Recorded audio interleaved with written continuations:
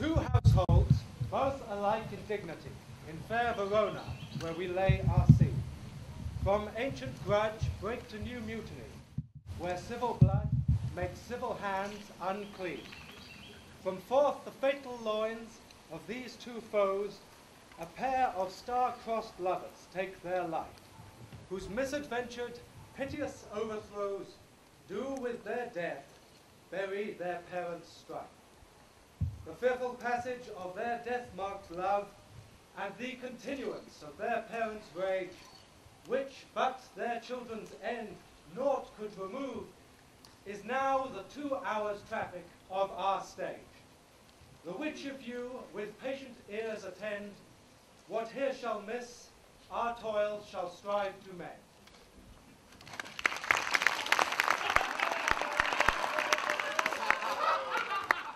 Gregory, upon my word, we'll not carry coals. No, for then we shall be colliers. I mean, and we being in color, we'll draw. Aye, while you yet live, draw your neck out of collar. I strike quickly being moved. But thou art not quickly moved to strike. Dog of the house of Montague moves me. To move is to stir, and to be valiant is to stand. Therefore, if thou art moved, thou runst away. Dog of that house moves me to stand. I'll take the wall of any man or maid of Montague's. That shows thee for a weak slave, for only the weakest goes to the wall. 'Tis true.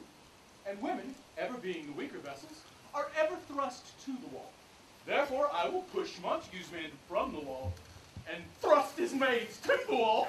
The quarrel is between our masters and us, their men. 'Tis all one. I will show myself a tyrant. When I have fought with the men, I will be civil with the maids. I will cut off their heads. The heads of the maids? Aye, the heads of the maids on their maiden heads. Take it in what sense thou wilt. They must take it in sense that feeling. They shall feel me while I'm able to stand. 'Tis said I'm a pretty piece of flesh. 'Tis well thou art not fish. Draw thy tool. Here comes of the house of Montague. My naked weapon is out. Quarrel, I'll back thee. How? Turn thy back and run? Fear me not. No, Mary, I fear thee. Let us take the law on our side. Let them begin. I shall frown as they pass by, and let them take it as they list. Nay, as they dare, I will bite my thumb at them, which is a disgrace to them if they bear it.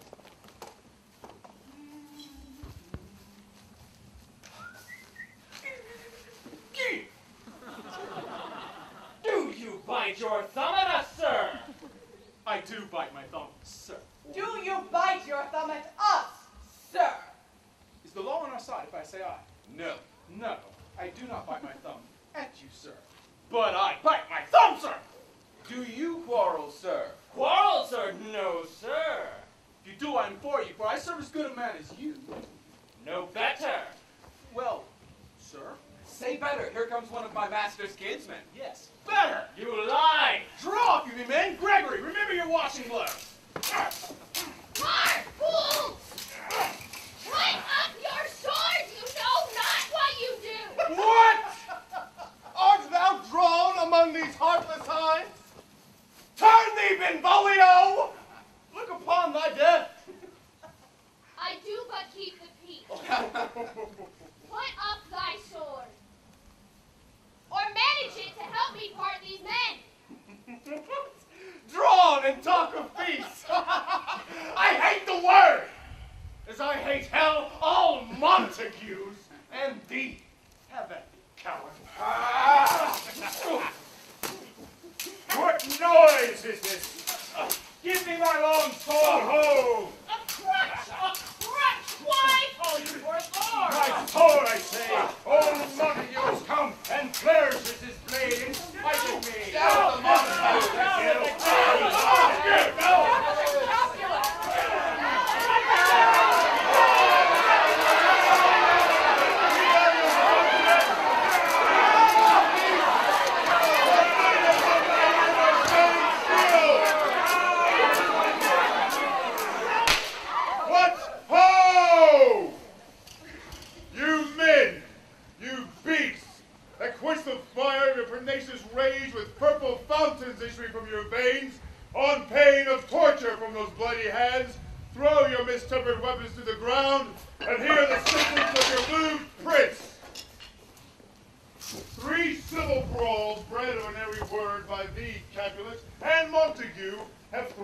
disturbed the quiets of our streets, and made Verona's ancient citizens cast by their grave beseeming ornaments to wield old partisans in hands as old, cankered with peace, to part your cankered hate. If you ever disturb our streets again, your lives shall pay the forfeit of the peace. At this time, all the rest depart. You, Capulet, shall go along with me. And Montague, come you this afternoon to know our farther pleasure in this case. To old Freetown, our common judgment place. Once more, on the pain of death, all men depart.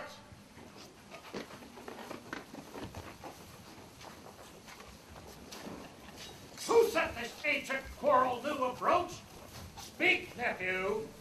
Were you by when it began? Here were the servants of your adversary, and yours, close fighting ere I did approach.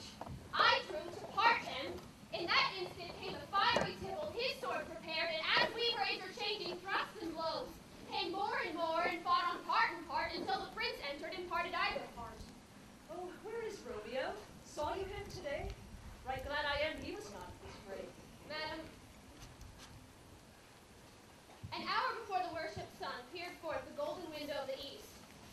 A troubled mind drove me to walk abroad, where, underneath the grove of sycamore that westward rooted from this city side, so early walking did I see your son. I made toward him, but he was ware of me, and stole into the covert of the wood. I, judging his affections by mine own, pursued my humor, not pursuing his, and gladly shunned who gladly fled from me. Many a morning have ye there been seen with tears, augmenting the fresh morning's dew, adding to clouds more clouds with his deep sighs. But also soon the all-cheering sun should in the farthest east begin to draw the shady curtains from Aurora's bed. Away from light steals home my heavy son, and private in his chambers pens himself, shuts up his window, locks fair daylight out, and makes himself an artificial night.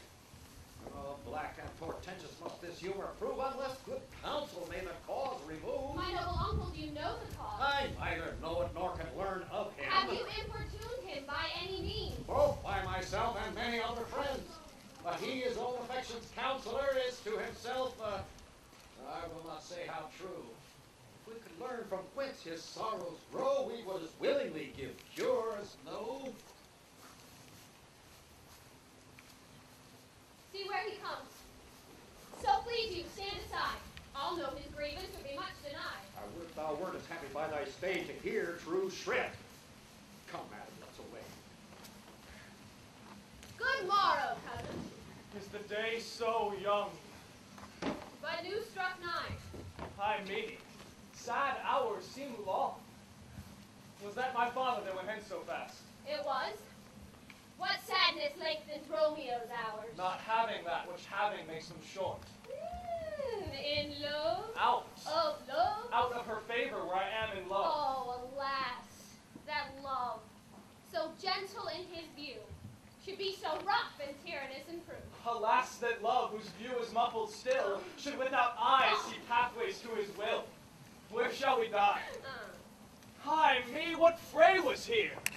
Yet tell me not, for I've heard it all. Here's much to do with hate, but more with love. Why then, O brawling love, O loving hate, O anything of nothing first create, O heavy lightness, serious vanity, misshapen chaos of well-seeming forms, feather of lead, bright smoke, cold fire, sick health, this still waking sleep that is not what it is. This love I feel that feel no love in this. Dost thou not laugh? No. No, cuz, I rather weep. Good heart at what? At thy good heart, dear oppression. Why, such is love's transgression. Griefs of mine own lie heavy in my breast, which thou wilt propagate to have it pressed with more of thine. This love that thou hast shown doth add much grief to too much of mine own. Love is a smoke made with the fume of sighs. Being purged, a fire sparkling in lovers' eyes. Being vexed, a sea nourished with lovers' tears. What is it else? A madness most discreet, a choking gall and a preserving sweet. Farewell, my coz. Oh, soft, I will go along. And you leave me so, you do me wrong. Tut! I have lost myself. I am not here. This is not Romeo. He's some other way. Oh, tell me, in sadness, who it is you love. What, shall I groan and tell you? Groan? Why, no. But, sadly, tell me who. In sadness, a sick man makes his will, a word ill-urged to one who is so ill. In sadness, cousin, I do love a woman.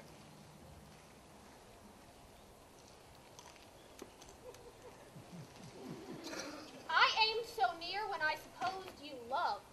A right good marksman. And she's fair, I love. Ooh, a right fair mark, fair cuz, as soonest hit. Well, in that hit you miss. Shall not be hit with Cupid's arrow. She hath Dian's wit, and in strong proof of chastity well armed. From love's weak, childish bow she lives uncharmed. She will not stay the siege of loving terms, nor bide the encounter of assailing eyes, nor ope her lap to saint-seducing gold. Oh, she is rich in beauty, only poor that when she dies, with beauty dies her store. Then she hath sworn that she will live chaste? She hath, and in that sparing make huge waste. For beauty starved with her severity cuts beauty off from all posterity. She is too fair, too wise, wisely too fair to merit bliss by making me despair. She hath forsworn to love, and in that vow do I live dead that live to tell it now. Be ruled by me. Forget to think of her. Oh, teach me how I should forget to think. By giving liberty unto thine eyes.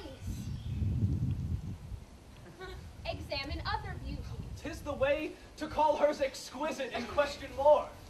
He that is strucken blind cannot forget the precious treasure of his eyesight lost. Farewell, my coz. Thou canst not teach me to forget. I'll pay that doctrine or else die in debt.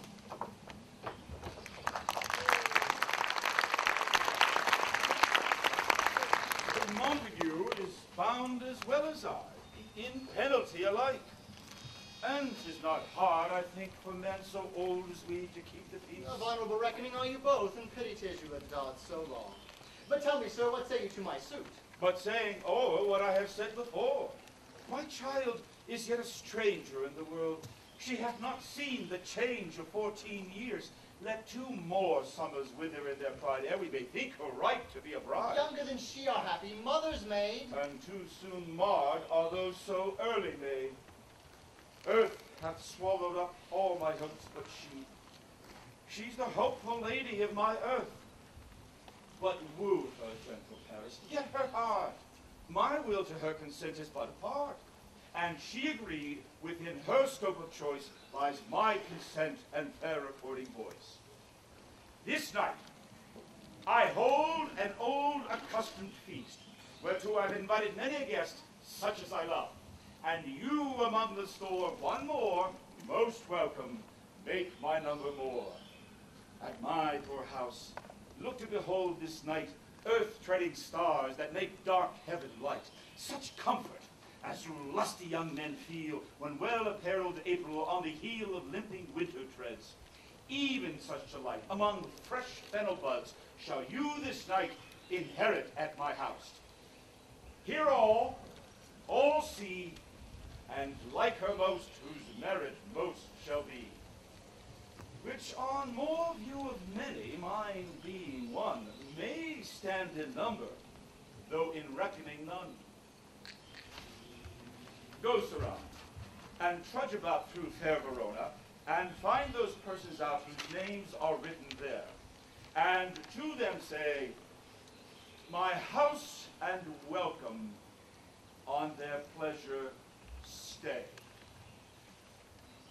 Come, go with me.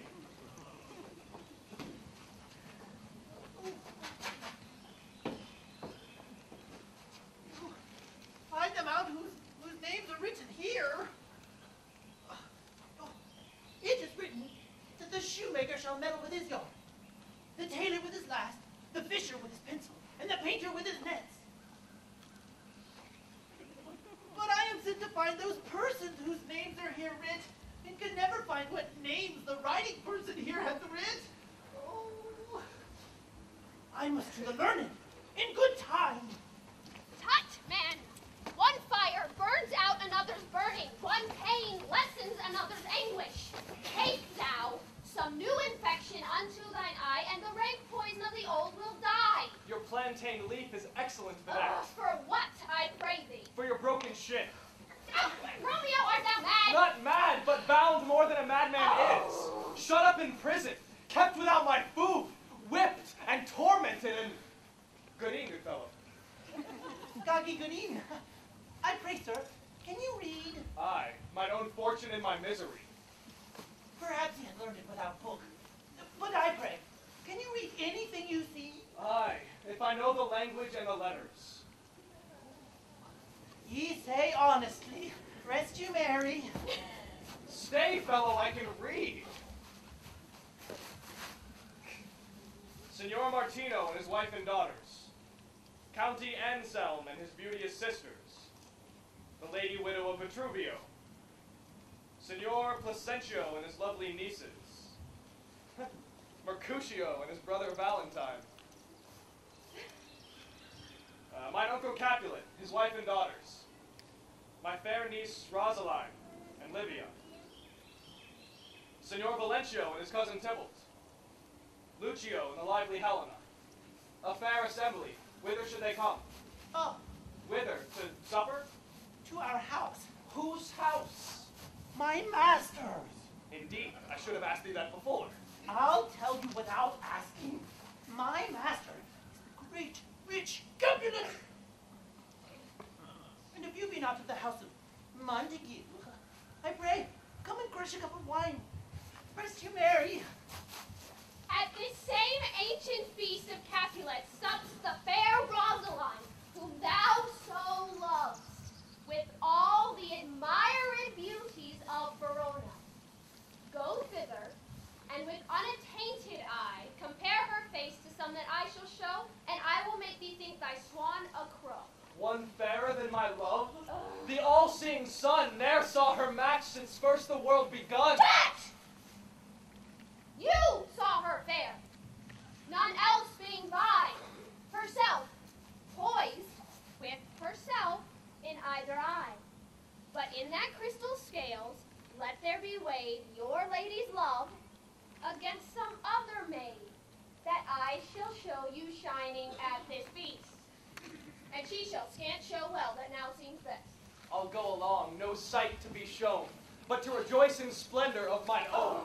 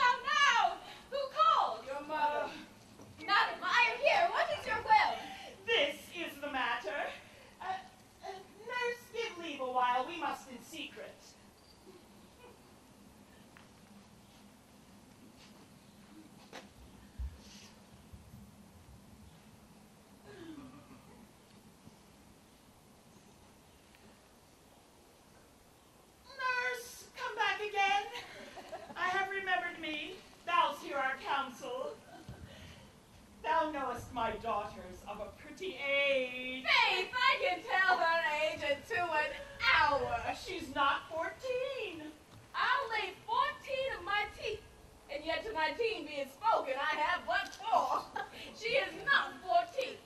How long is it now till Amistad? A fortnight and odd days. Even or odd, of all the days in the year, come Lammas Eve at night, shall she be 14. Susan and she, God rest all Christian souls, were of an age. Well, Susan is with God. She was too good for me. But as I said, on Lammas Eve at night shall she be 14. was she. Mary, I remembered well. 'Twas since the earthquake, now 11 years, and she was weak. Oh, I never shall forget of all the days in the year upon that day. For then I had laid wormwood to my dove, sitting in the sun under the dove house wall. My lord and you with it in Mantua. Nay, I do bear brain. But as I said, when it did taste the wormwood on the nipple of my dug and felt it bitter, pretty fool to see it tetchy and fall out with the dug. Shame, quoth the dove house, 'tis no need, I trow, to bid me trudge, and since that time, it is 11 years. For then, she could stand high alone, nay, by through. She could have run and waddled all about. For even the day before, she broke her brow. And then my husband, God be with his soul, was a merry man, took up the child. Yea, quoth he, dost thou fall upon thy face? Thou wilt fall backward when thou hast more wit, wilt thou not, Jewel? Oh, and by my holiday, the pretty wretch left crying and said, I. Oh, to see now how it just does come about. And I warrant I should live 1,000 years. I should never forget it. Wilt thou not, Jewel? Quoth he. Pretty fool stinted and said, I. Enough of this, I pray thee. Hold thy peace. Yes, madam. But I cannot choose but laugh to think that it should leave crying and say, I warrant it had upon its brow a bump as big as a young cockerel stone, a perilous knock, and it cried bitterly. Yea, quoth my husband, fallest upon thou face. Thou wilt fall backward when thou comest of age, wilt thou not, Jewel? It stinted and said, and stint thou too, I pray thee not say I. Oh, peace, I have done. God mark thee to his grace. Thou wast the prettiest babe that e'er I nursed, and I should live to see thee married once. I have my wish. Marry! That, marry, is the very theme I came to talk of. Tell me, daughter Juliet, how stand your dispositions to be married? It is an honor that I dream not of. An honor, were I not thine only nurse, I would say thou hadst sucked wisdom from thy feet. Well, think of marriage now. Younger than you here in Verona, ladies of esteem are made already mothers. By my count, I was your mother much upon these years that you are now a maid. Thus then, in brief, the valiant Paris seeks you for his love. A man, lady, such a man as all the world. Why, he's a man of wax. Verona's summer hath not such a flower. Nay, a flower, in faith, a very flower. What say you? Can you love the gentleman? This night you shall behold him at our feast. Read o'er the volume of young Paris's face, and find delight with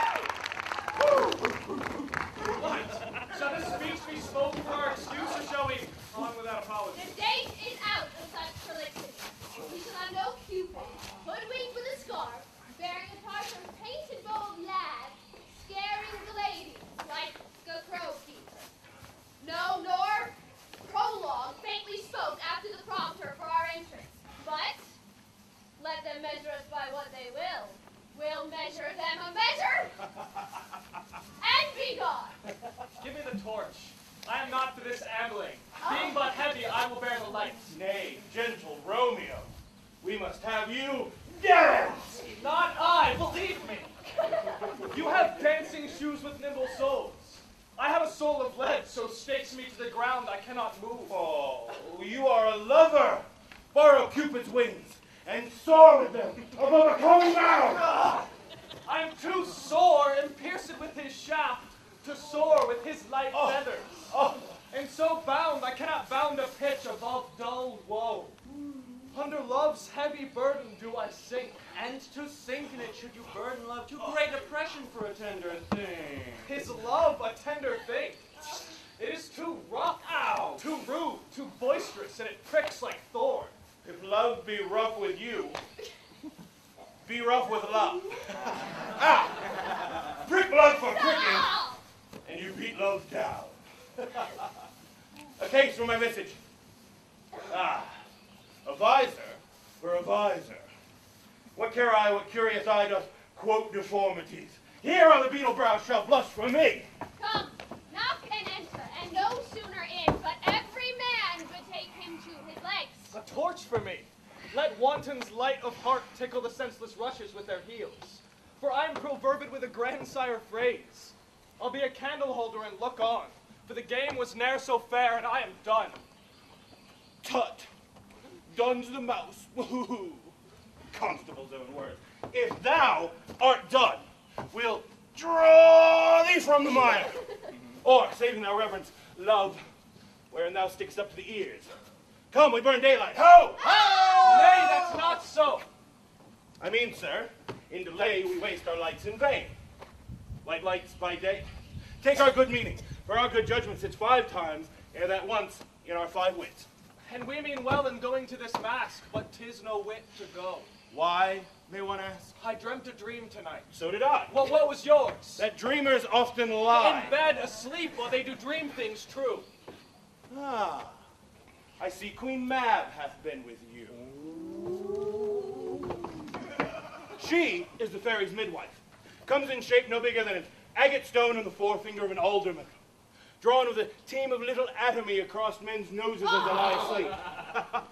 Her chariot is an empty hazelnut, made by the joiner squirrel or old grub, time out of mind the fairy's coachmakers.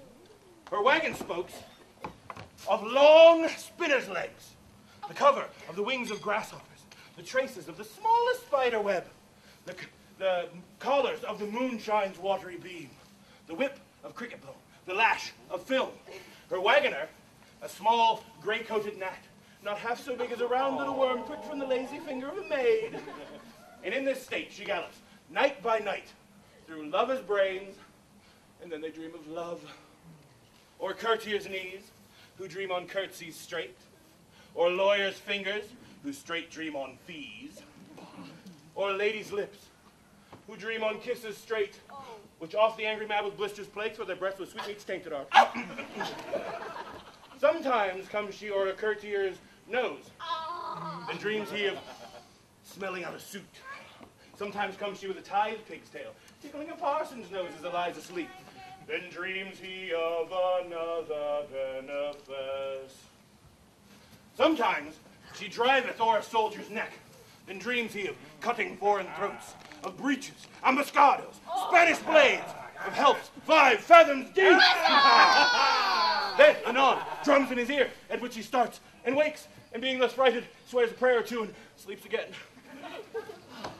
This is the same man that plaits the manes of horses in the night, and bakes the elf locks into foul, sluttish hairs, which once untangled much misfortune bodes.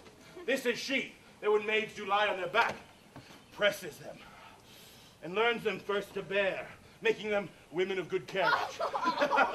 This is she. Peace! Peace, Mercutio, peace. Thou talk'st of nothing. True. I talk of dreams, which are the children of an idle brain, begot of nothing but vain fantasy, which is as thin of substance as the air, and more inconstant than the wind, which even now woos the frozen bosom of the north, but being angered, puffs away from thence, turning aside to the dew-dropping south. This wind you talk of blows us from ourselves. Supper is done. We shall Shakespeare too early. For my mind misgives some consequence yet hanging in the stars shall bitterly begin his fearful date with this night's revels, and expire the term of a despised life closed within my breast with some vile forfeit of untimely death. But he that hath the steerage of my course direct my sail. On, lusty gentlemen! Strike! Drum!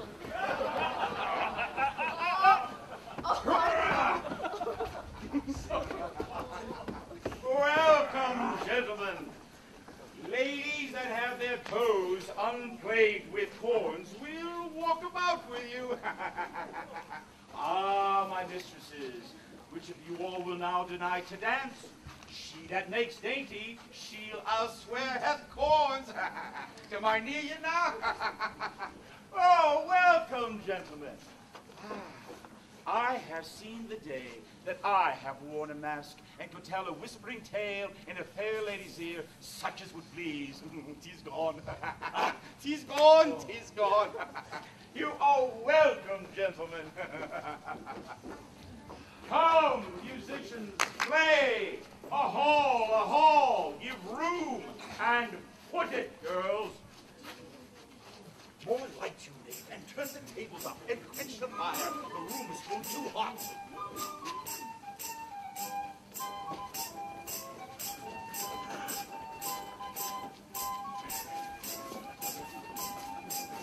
What lady's that that doth enrich the hand of yonder knight? I know not, sir. She doth teach the torches to burn bright. It seems she hangs upon the cheek of night as a rich jewel in an Ethiop's ear. Beauty too rich for use, for earth too dear. So shows a snowy dove trooping with crows, as yonder lady o'er her fellows shows. The measure's done. I'll watch her place of stand, and touching hers make blessed my rude hand. Did my heart love till now? Forswear its sight, for I ne'er saw true beauty till this night. This by his voice should be a Montague. Fetch me my rapier, boy. What dares the slave come hither, covered with an antic face, to fleer and scorn at our solemnity? Now, by the stock and honor of my kin, to strike him dead I hold it not a sin. How now, cuz, wherefore storm you so? Uncle, 'tis a Montague, our foe, a villain that has hither come in spite to scorn at our solemnity tonight. Young Romeo, is it? Aye, 'tis he, that villain Romeo. Content thee, gentle cuz, let him alone. A bears him like a portly gentleman. And to say truth, Verona brags of him to be a virtuous and well-governed youth. Therefore be patient. Take no note of him. It is my will, the which if thou respect show a fair presence and put off these frowns, an ill-beseeming semblance for a feat. 'Tis fit when such a villain is against. I'll not endure him. He shall be a hero. But goodman boy, I say he shall go too. Am I the master here or you? Go too. You'll not endure him. I shall mend my soul. You'll make a mutiny among my guests. You'll set cockaboo. You'll be the man. Uncle, 'tis a shame. Go too. Go too. You are a saucy boy. Is it indeed? This trick may chance to scathe you. I know what you must contrary me. Mary, 'tis time. Well said, my heart. You are a precaution. Go, be quiet. More light, for shame. I'll make you quiet. Go on, cheerily, my heart.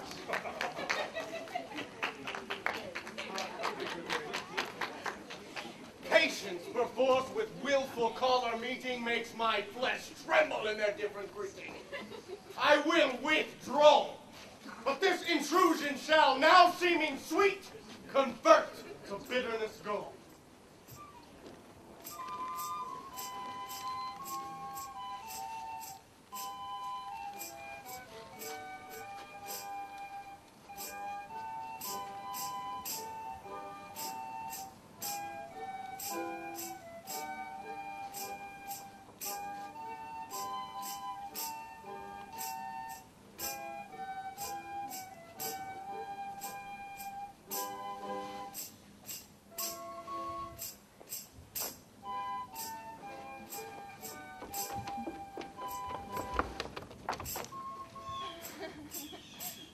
I profane with my unworthiest hand this holy shrine, the gentler sin is this.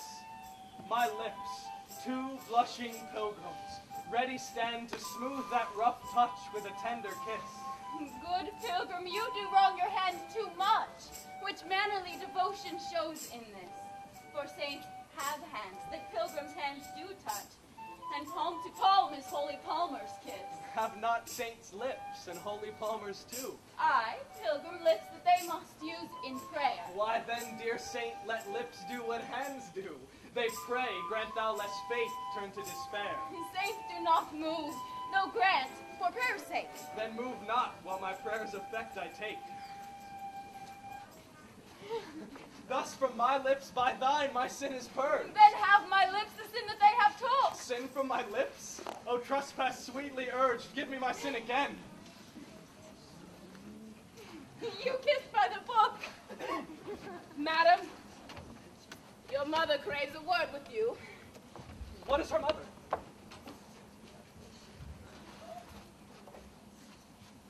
Mary Bachelor. Her mother is the lady of the house, and a good lady, and a wise and virtuous. I nursed her daughter you taught withal. I'll tell you, he that can lay hold of her shall have the chinks. Then is she a Capulet? Oh, dear account, my life is my foe's debt. Away, be gone, the sport is at its best. I so I fear the more is my unrest. Nay, gentlemen, prepare not to be gone. We have a trifling foolish banquet to order. Is it even so? Why then, I thank you, honest gentlemen, and good night. More torches here. Come then, let's to bed. Ah, County, by my faith, it waxes late. I'll to my rest. Come hither, nurse. What is your gentleman? The son and heir of old Tiberia. And what's he that now is going out a door? That, I think, is the young Petruchio. What's he that follows here that would not dance? I know not. Go, ask his name! If he be Marian, my grave is like to be my wedding bed. And what is your name? Romeo.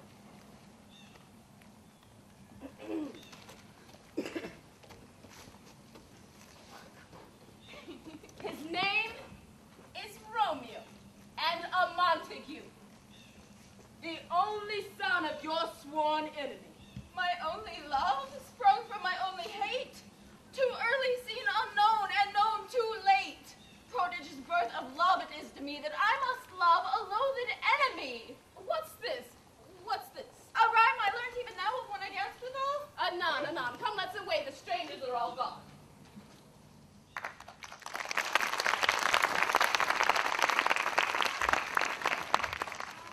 Can I go forward when my heart is here?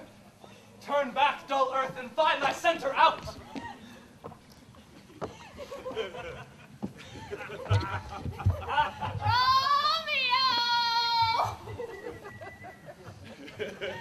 My cousin Romeo! Romeo! He is wise, and all my life has stolen him home to bed. He ran this way, and he left this orchard wall. Call, good Mercutio. Nay, I'll conjure too. Romeo, humors, madman, passion, lover. Appear now in the likeness of a sigh. Speak but one rhyme and I am satisfied. Cry but I me, oh. Pronounce but love and dove. Speak but one word to my gossip Venus. One nickname for her purblind son and heir, young Abraham Cupid. He that shot so true when King Cophetua did love the beggar maid. He heareth not. He stirreth not. He moveth not. The ape is dead. must conjure him. I conjure thee, by Rosalind's bright eyes, by her high forehead and scarlet lips, by her fine foot, straight leg, quivering thigh, and the domain that there adjacent lies. In thy likeness thou appear to us. And if he hears thee, thou wilt anger him. This cannot anger him. 'Twould anger him to raise a spirit of some strange nature in his mistress' circle, and leave it there stand till she hath laid it and conjured it down. Now that was some spite. My invocation's fair and honest. I seek in his mistress' name only to raise up him.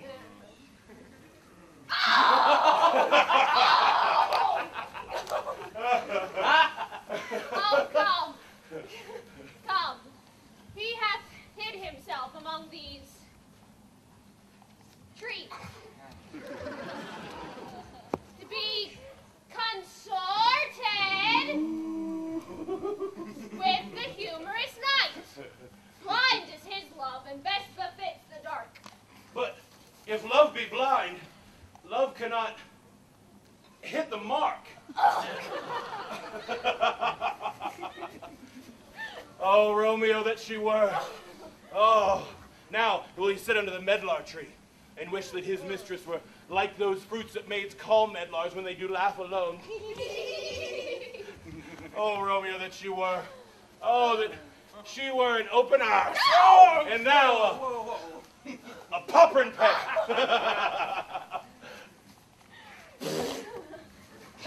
Good night, Romeo. Out to my truckle bed. This field bed is too cold for me to sleep. Come, shall we go? I'll go then. For 'tis in vain to seek him here who means not to be found.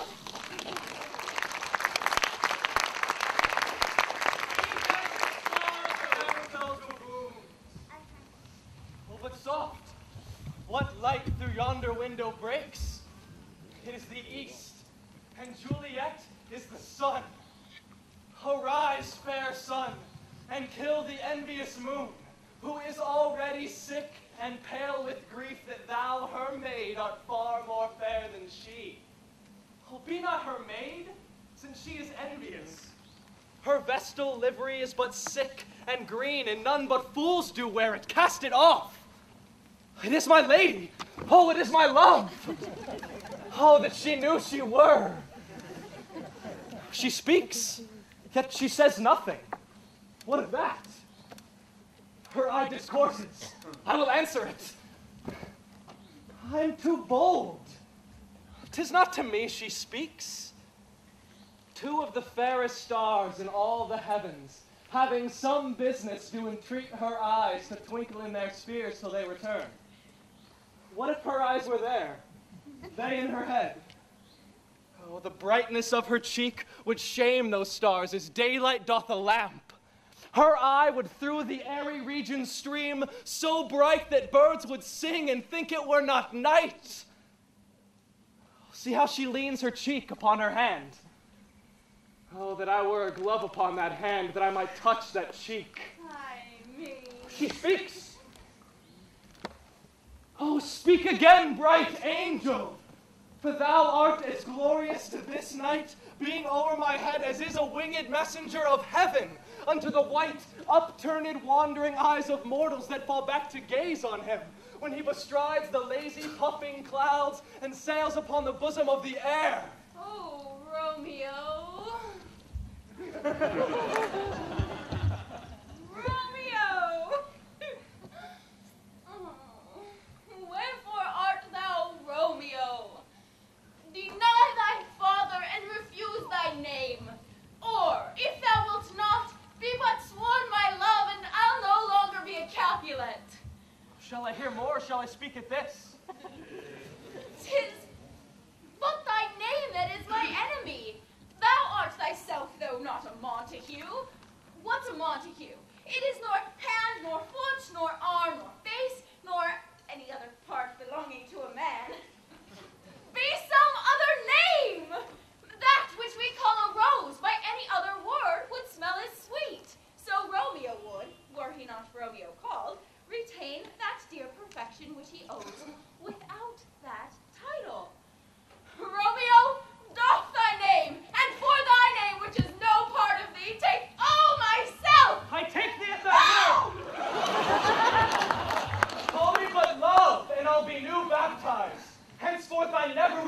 Romeo. What man art thou that thus be screened in night, so stumblest on my counsel? By a name, dear saint, I know not how to tell thee who I am. My name is hateful to myself, because it is an enemy to thee.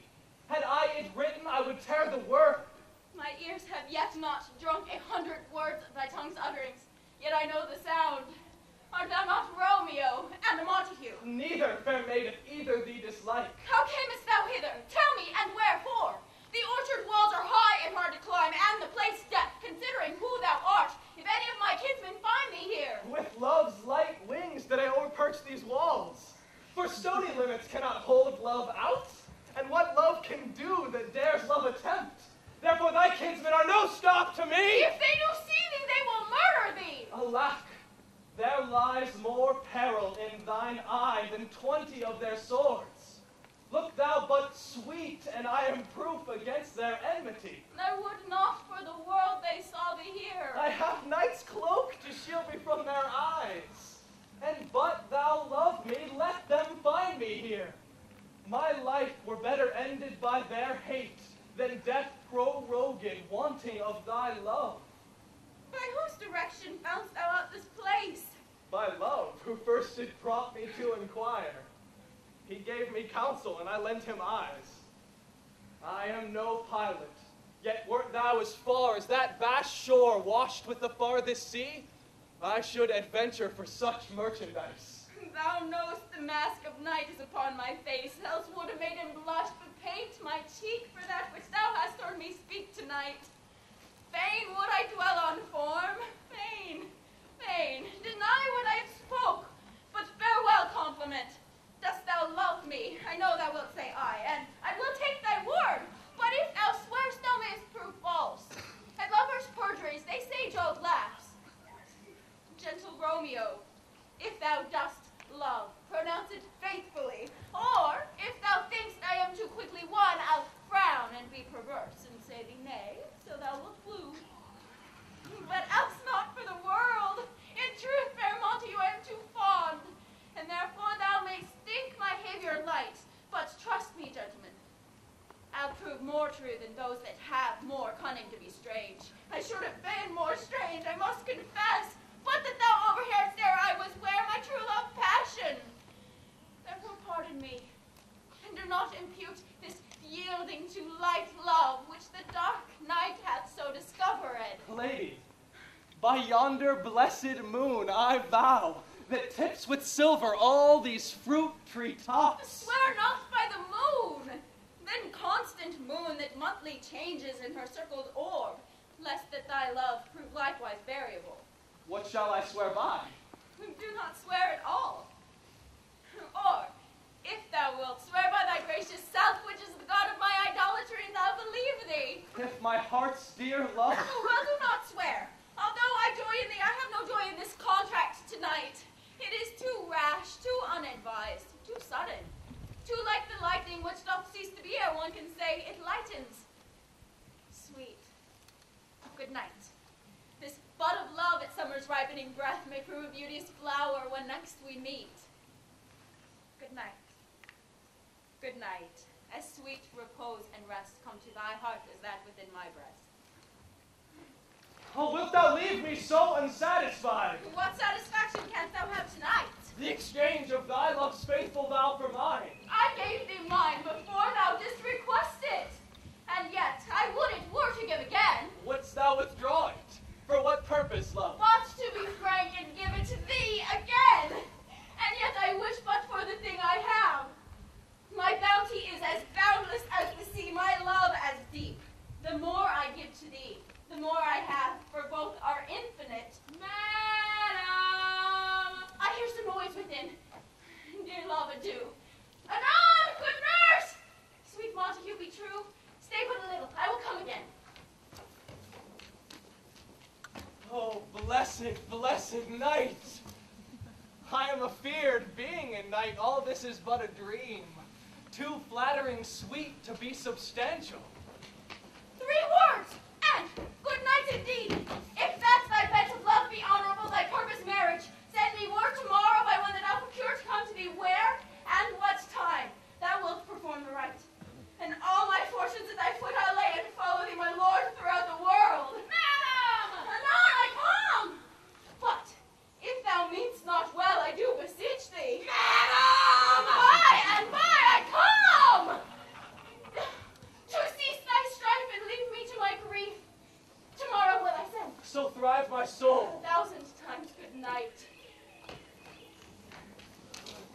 times the worse to want thy light. Love goes toward love as schoolboys from their books, but love from love toward school with heavy looks. Hiss! Hiss!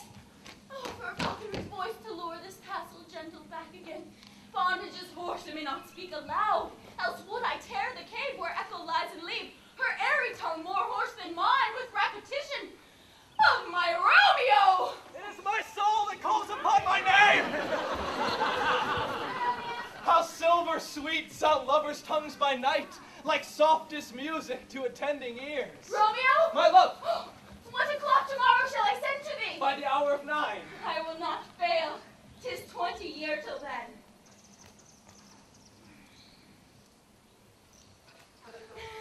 I forgot why I did call thee back. Well, let me stand here till thou remember it.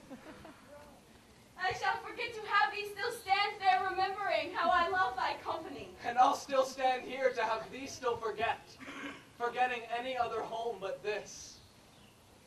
'Tis almost morning. I would have thee gone, and yet no farther than a wanton's bird that lets it hop a little from his hand, like a poor prisoner in his twisted gyves, and with a silken thread plucks it back again, so loving, jealous of his liberty. I would I were thy bird. Sweet, so would I, yet I should kill thee with much cherishing. Good night. Good night. Parting is such sweet sorrow that I shall say good night till it be morrow.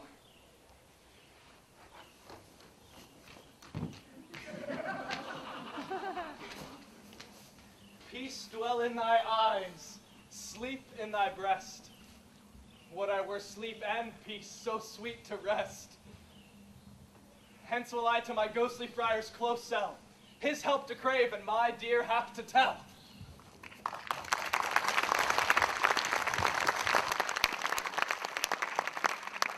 The gray-eyed morn smiles on the frowning night, checking the eastern clouds with streaks of light. Now, ere the sun advances burning eye, the day to cheer and night's dank dew to dry, I must upfill this osier cage of ours with baleful weeds and precious juiced flowers. Oh, mickle is the powerful grace that lies in plants, herbs, stones, and their true qualities. For not so vile that on the earth doth live, but to the earth some special good doth give. Nor aught so good, but strained from that fair use, revolts from true birth, stumbling on abuse. Virtue itself turns vice, being misapplied, and vice sometime by action dignified. Within the infant rind of this weak flower, poison hath residence, and medicine power. For this, being smelt, with that part cheers each part. Being tasted, slays all senses with the heart. To such opposed kings encamp them still in man as well as herbs grace and rude will. And where the worser is predominant, full soon the canker death eats up that plant. Good morrow, Father. Ah, benedicite, what early tongue so sweet saluteth me? Young son, it argues that his tempered head so soon to bid good morrow to thy bed. Care keeps his watch in every old man's eye, and where care lodges, sleep will never lie. But where on bruised youth with unstuffed brain doth couch his limbs, ah, their golden sleep doth reign. Ah, therefore, thy earliness doth me assure thou art uproused with some distempered sure. Or if not so, then here I hit it right. Our Romeo hath not been in bed tonight. That last is true. The sweeter rest was mine. Oh, God pardon sin. Wast thou with Rosalind? With Rosalind, my ghostly confessor, no. I have forgot that name and that name's woe. Ah, that's my good son, but where hast thou been then? I'll tell thee ere thou ask it me again. I have been feasting with mine enemy, where on a sudden I've been wounded by one that's by me wounded. Both are remedies within thy help and holy physic lies. Ah, be plain, good son, and homely in thy drift. Riddling confession finds but riddling shrift. Then plainly know my heart's dear love is set on the fair daughter of rich Capulet. As mine on hers, so hers is set on mine. And all combined, save but thou must combine by holy marriage. When and where and how we met, we wooed and made exchange of vow. I'll tell thee as we pass, but this I pray, that thou consent to marry us today. Holy St. Francis, what a change is here. It is Rosalind, whom thou didst love so dear, so soon forsaken. Young men's love then lies not truly in their hearts, but in their eyes. Jesus Maria, what a deal of brine hath washed thy sallow cheeks. For Rosalind, how much salt water thrown away in waste to season love that of it doth not taste. The sun not yet thy sighs from heaven clears. Thy old groans still ring in mine ancient ears. Lo, here upon thy cheek the stain doth sit of an old tear that is not washed off yet. If ever thou wast thyself, and these woes thine, that thou and these woes were all for Rosaline. Art thou changed? Pronounce this sentence then. Women may fall when there's no strength in men. Thou chidest me oft for loving Rosaline. Ah, for doting, not for loving people, mine. And badest me bury love. Not in a grave, to lay one in, another out to have. I pray thee, chide me not. Her I love now doth grace for grace and love for love allow. The other did not so. Ah, she did know well thy love did read by rote that could not spell. But come, young waver, come go with me. In one respect I'll thy assistant be, for this alliance may so happy prove to turn your household's rancor to pure love. Oh, let us hence, I stand on sudden haste. Wisely and slow, they stumble that run fast.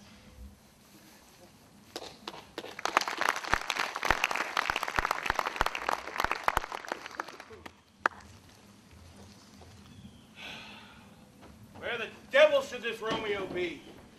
Came you not home tonight? Not to his father's, I spoke with his man. But this same pale, hard-hearted wench, this Rosaline, will sure torment him so that he will run mad. Tybalt, cousin to old Capulet, hath sent a letter to Romeo's father's house. A challenge on my life. Romeo will answer it. Well, any man that can write may answer a letter. Nay, he will answer the letter's master. How he dares, being dared. Alas, poor Romeo, he is already dead. Oh, stabbed with a white wench's black eye, run through the ear with a love sob, the very pin of his heart cleft with the blind bow-boy's blood shaft. Oh. And is he a man to encounter Tybalt? Why, what is Tybalt? More than the prince of cats, I tell you. He is the courageous captain of compliments. He fights as you sing prick song, keeps his time, distance, proportion, rests his minim rests, 1, 2, and the third in your bosom. Oh, he's a duelist. A duelist. A gentleman of the very first house, of the first and second cause. The immortal passado, the punto reverso, the hey! The what? The pox of this antic, lisping, affecting phantasms, these new tuners of accent. By Jesus, very good blade, very tall man, very good whore. Is this not a lamentable thing, grandsire, to be thus afflicted with these strange flies, these fashion mongers, these pardon me's, who stand so much on the new form that they cannot sit at ease on the old bench? Oh, their bones, their bones. Oh, here comes Romeo. Here comes Romeo. Without his roe like a dried herring. Oh, flesh, flesh, how art thou fishified? Now is he for the numbers that Petrarch flowed in. Laura, to his lady, was a kitchen wench. Dido, a dowdy. Cleopatra, a gypsy. Helen and Hero, hirelings and harlots. Thisby had a gray eye or so, but not to the purpose. Signor Romeo, bonjour. There's a French salutation, your French slop. You gave us the counterfeit barely last night. Good morrow to you both. What counterfeit did I give you? The slip, sir, the slip. Can you not conceive? Oh. Pardon, good Mercutio. My business was great, and in such a case as mine, a man may strain courtesy. Oh. That's so much as to say such a case as yours would constrain a man to bow in the hams. Meaning to curtsy. Aye, thou hast most kindly hit it. A most courteous exposition. Nay, I am the very pink of courtesy. Pink for flower. Right. Why, then is my pump well flowered. Sure wit, follow me this jest till thou hast worn out thy pump. That when the single soul of it having been worn, the jest may remain standing solely singular. A single soul jest, solely singular for the singleness. Come between us, good Benvolio, my wit faints. Nay, switch and spurs are all cry a match. Nay, if our wits run the wild goose chase, then I am done. For thou hast more of the wild goose in one of thy wits than I have in my whole 5. Was I with you there for the goose? Thou wast never with me, and thou wast not with me there for the goose. I will bite thee by the ear for that jest. Oh, nay, good goose, bite not! Thy wit is very bittersweeting. Most sharp sauce. Is it not then well served unto a sweet goose? Is not this better than this groaning for love? Now art thou sociable. Now art thou Romeo. Now art thou what thou art, by art as well as by nature. For this driveling love is like a great natural that runs lolling up and down to hide his bauble in a hole.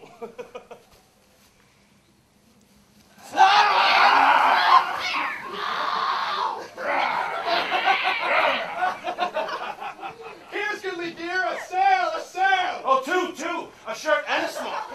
Peter! Good Lord. My fan, Peter. Oh, yes, good Peter, a fan for her face. For her fan's the fairer face. God ye good morrow, gentlemen. God ye good Ian, fair gentlewoman. Is it good Ian? 'Tis no less, I tell ye. For just now, the body hand of the dial is on the prick of noon. Out upon you! What a man are you! One good gentlewoman that God hath made, himself to mar. 'Tis well said, for himself to mar, quoth he. Gentlemen, can any of you tell me where I might find the young Romeo? I can tell you. But young Romeo will be older when you have found him than he was when you sought him. I am the youngest of that name, for fault of a worse. You say well. Oh, yea, is the worst well? Very well took in faith, wisely. If you be he, sir, I desire some confidence with you. Oh, she will indict him to some supper. A bawd. So, What hast thou found? no hair, sir. Unless a hair and a Lenten pie, sir, for that is a meal that is stale and poor ere it be spent. An old hair whore, and an old hair whore is very good meat in length, but a hair that is whore is too much for a score, and it whores ere it be spent. Romeo, we reach your father's house. We'll to dinner thither. I will follow you. Farewell, lady.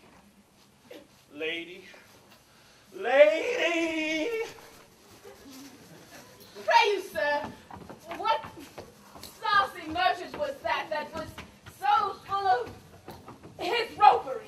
A gentleman, good nurse, that loves to hear himself talk, and will speak more in a minute than he will stand to in a month. And if he speak anything against me, I'll take him down. And when lustier than he is on 20 such jacks. And if I cannot, I will find those that shall. Scurvy knave! I am none of his flirt guilds, none of his skeins mates. And thou must stand by too and suffer every knave to use me in his pleasure. I saw no man use you as pleasure. If I had, my weapons should quickly have been out. I warrant you, I dare go as soon as another man. If I see occasion in good quarrel, and the law on my side. Now, before God, I am so vexed that every part about me quivers. Scurvy knave! Pray you, sir, a word. And as I said, my young lady bid me inquire you out. What she bid me say, I will keep to myself. But first, let me tell you, if you were to lead her into a fool's paradise, as they say, it were truly a very gross kind of behavior, as they say. For the gentlewoman is young, and therefore, if you should deal double with her, it were truly an ill thing to offer any gentlewoman, and very weak mistress, I protest unto thee.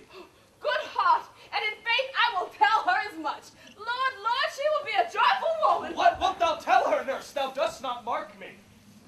I will tell her, sir, that you do protest, which, as I take it, is a very gentlemanlike offer. Bid her devise some means to come to Shrift this afternoon. There, in Friar Lawrence's cell, she shall be shrived and married. Here's for thy pains. Oh, no, truly, sir, not a penny. Go to, I say you shall.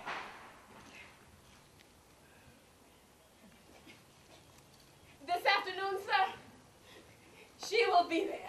And stay, good nurse, behind the abbey wall. Within the hour my man will be with thee, and bring thee cords made like a tackled stair, which to the high top gallant of my joy must be my convoy in the secret night. Farewell, be trusty, and I'll quit thy pains. Farewell, commend me to thy mistress. God in heaven bless ye. Hark ye, sir. What sayest thou, my dear nurse? A word. Now, my mistress is the sweetest lady. Lord, when 'twas a little prating thing. Oh, there is a nobleman in town, one Paris, that would fain lay knife aboard, but she, good soul, would as lief see a toad, a very toad, as to see him. I anger her sometimes to say that Paris is the properer man, but I warrant you, when I do, she looks as pale as any clout in the versal world. Doth not Rosemary and Romeo begin both with a letter? Aye, what of that? Both with an R. Ah, mocker, that's the dog's name. R is for thee. No, I know it begins with some other letter. And she has the prettiest sententious of it, of you and Rosemary, that it would do you good to hear. Commend me to thy lady and mistress. 1,000 times, Peter! Peter! Anon! Before and the pace!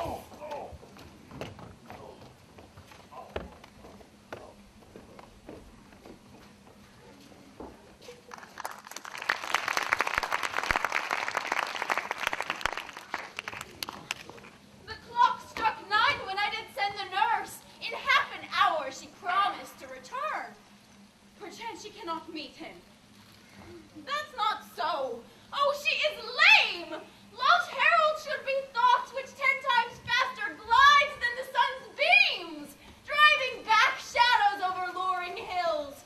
Therefore do nimble-pinioned dogs draw love, and therefore hath the wind swift Cupid wings. Now is the sun upon the highmost hill of this day's journey, and from 9 till 12 is 3 long hours. Yet she is not come. Had she affections and warm, youthful blood, she would be as swift in motion as a ball, and my words would bandy her to my sweet love and his to me.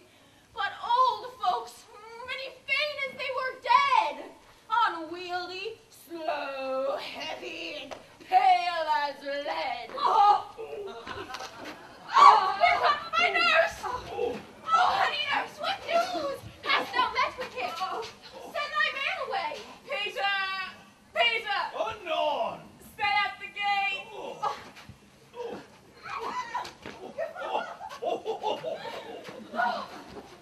Now, good, sweet nurse.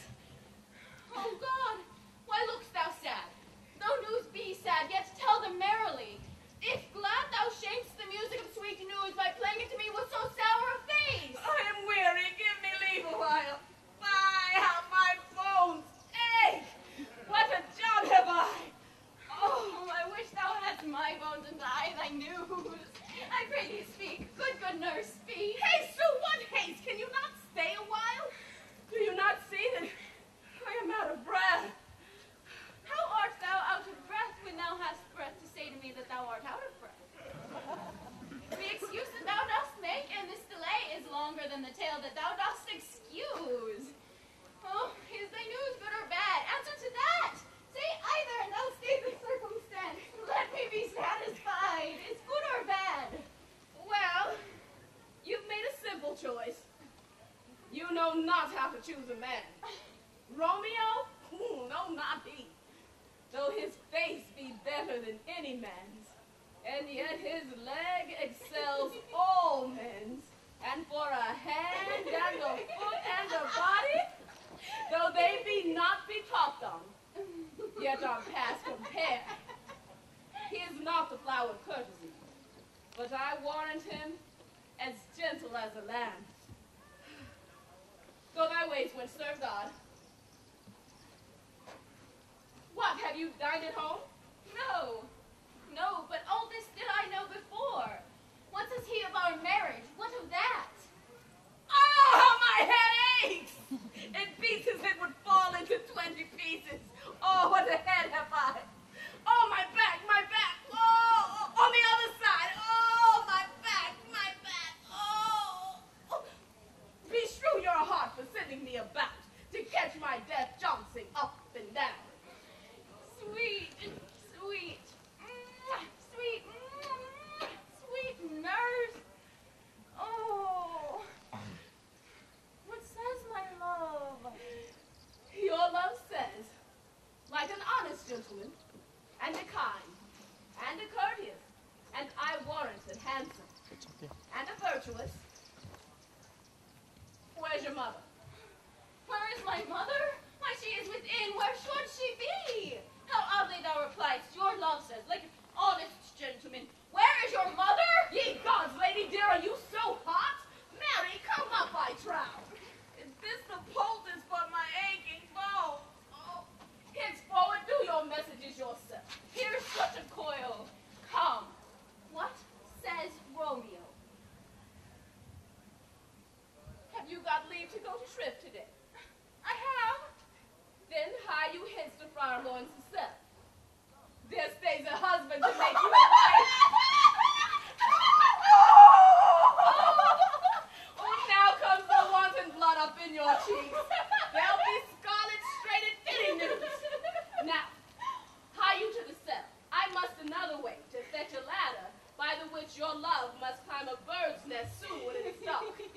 Oh, I am the drudge and toil in your delight, but you shall bear the burden soon at night. Go, I'll to dinner, hie you to the cell. High to thy fortune, honest nurse. Farewell.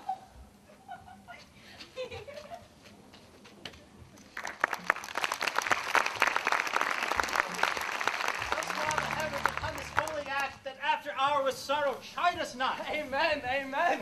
But come what sorrow can. It cannot countervail the exchange of joy that one short minute gives me in her sight. Do thou but close our hands with holy words, and love devouring death do what he dare. It is enough I may but call her mine. Ah, these violent delights have violent ends, and in their triumph die like fire and powder, which as they kiss consume. The sweetest honey is loathsome in its own deliciousness, and in the taste confounds the appetite. So therefore, love moderately. Long love doth so, too swift arrives as tardy as too slow. Oh, here comes the lady. Oh, so light of foot will ne'er wear out the everlasting flint. A lover may bestride the gossamers that idle in the wanton summer air, and yet not fall. So light is vanity. Good even to my ghostly confessor. How Romeo shall thank thee for us both, daughter. As much to him as his thanks too much. Oh, Juliet, if the measure of thy joy be heaped like mine, and thy power be more to blazon it, sweeten with thy breath this neighbor air, and let rich music's tongue unfold the imagined happiness that both receive in either by this dear encounter. Conceit more rich in matter than in words brags of his substance, not of ornament. They are but beggars that can count their worth. For my sweet love is grown to such excess, I cannot sum up some of half my wealth. Come away. We shall make short work. For by your leaves, you shall not stay alone till Holy Church incorporate 2 in 1.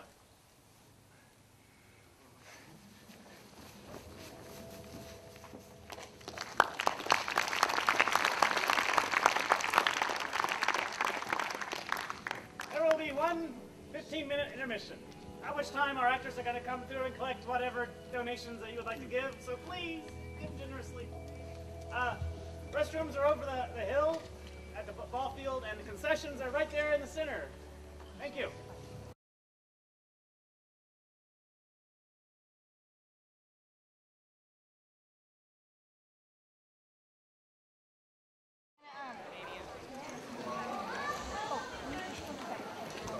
I pray thee, good Mercutio, let's retire.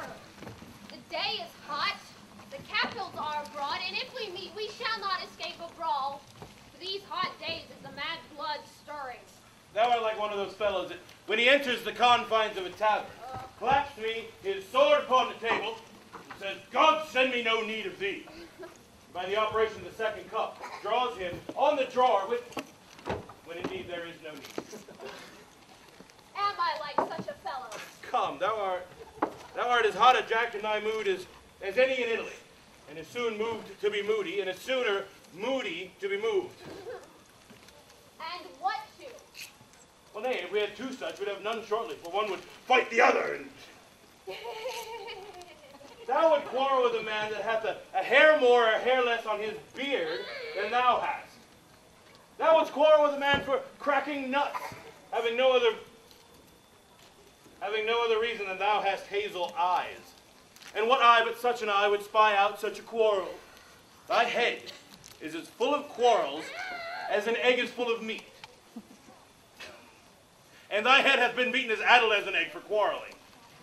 Didst thou not quarrel with a man for coughing in the street because he hath wakened thy dog that is lain asleep in the sun? Didst thou not fall out with a tailor for wearing his new doublet before Easter? With another for tying his new shoes with old ribbon? And yet thou wilt tutor me from quarreling. Oh, and I were so apt to quarrel as thou art. Any man could buy the fee simple of my life for an hour and a quarter. The fee simple. Oh, simple. By my head, here come the Capulets. By my heel, I care not. Follow me close, for I will speak to one of them. Gentlemen, good evening. A word with one of you? And but one word with one of us? Couple it with something. Make it a word and a blow. You shall find me apt enough to that, sir, and you shall give me occasion. Canst thou not take some occasion, sir, without giving? Mercutio, thou consortest with Romeo. Ooh, consort. Oh, dost thou make us minstrels? Oh, if thou look to make us minstrels, look to hear nothing but discord. Here is my fiddlestick. Here's that shall make you dance. Zoons, consort. We talk here in the public haunt of men. Either withdraw unto some private place, or reason coldly of your grievances, or else depart. Here all eyes gaze on us. Men's eyes were made to gaze. Let them look. I'll not budge for no man's pleasure, I. Peace be with you, sir. Here is my man. Ah, brave. I'll be hanged, sir, if he wear your livery. Marry, go before to field, he'll be your follower. Your worship in that sense may call him man. Romeo, the love I bear thee can afford no better term than this. Thou art a villain. Tybalt, the reason I have to love thee doth much excuse the appertaining rage to such a greeting.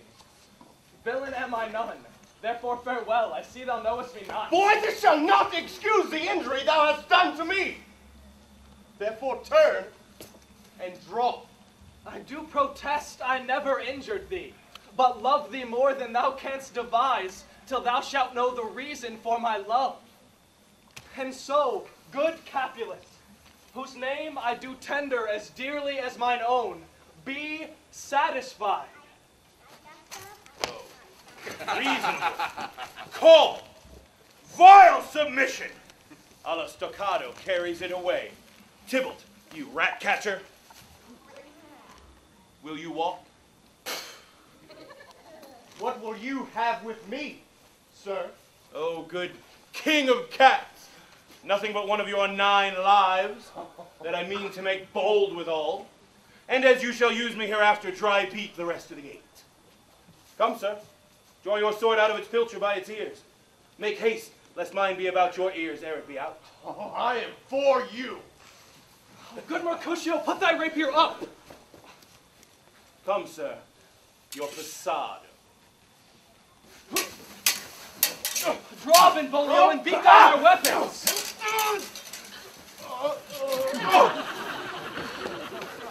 Gentlemen, for shame, forbear this outrage! Consort!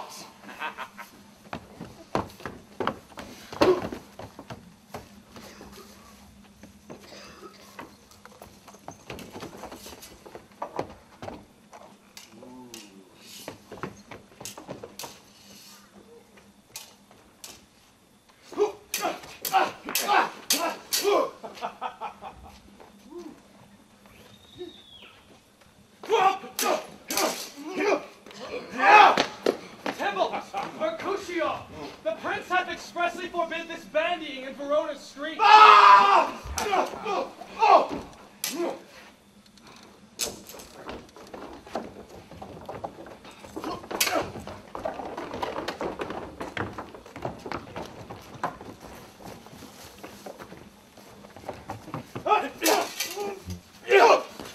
Hold, Tybalt! Good Mercutio! Away! Tybalt! I am hurt. I am sped. The plague on both your houses. What, is he gone and has had nothing? Art thou hurt? Aye, a scratch. A scratch. Mary, 'tis enough. Where is my page? Go, villain. Fetch me a surgeon. Courage, man. The hurt cannot be much. Oh, no. 'Tis not so deep as a well, nor wide as a church door, but Mary, 'tis enough. 'Twill serve. Ask for me tomorrow. You shall find me a grave man.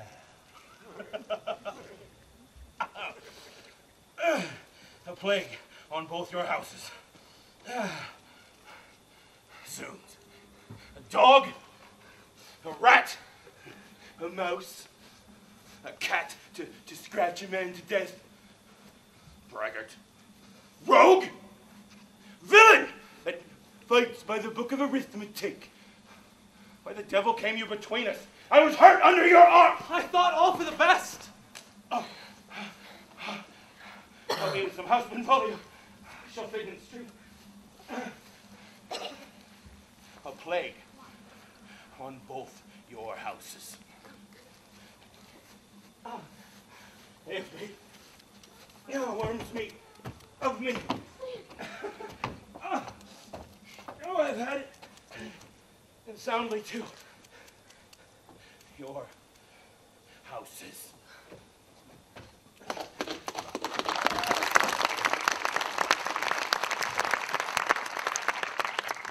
This gentleman, the prince's ally, my very friend, hath got this mortal hurt in my behalf.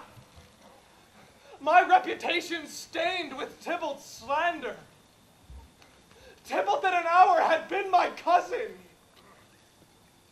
Oh, sweet Juliet, thy love hath made me effeminate, and in my temper softened valor's steel. Oh, Romeo!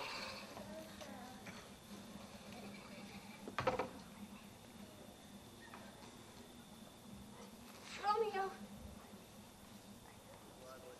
Brave Mercutio is dead. That gallant spirit hath aspired the clouds which too untimely did scorn the earth. This day's black fate on more days doth depend. This but begins the woe others must end. Here comes the furious Tybalt back again. Alive in triumph? And Mercutio slain? Away to heaven, respective lenity, and fire-eyed fury be my conduct now. There, Tybalt, take thy villain back again that late thou gavest me, for Mercutio's soul is but a little way above our heads, staying with thine to keep him company. Either thou, or I, or both shall go with him. Thou wretched boy that did consort with him here, shall with him hence. This shall determine that.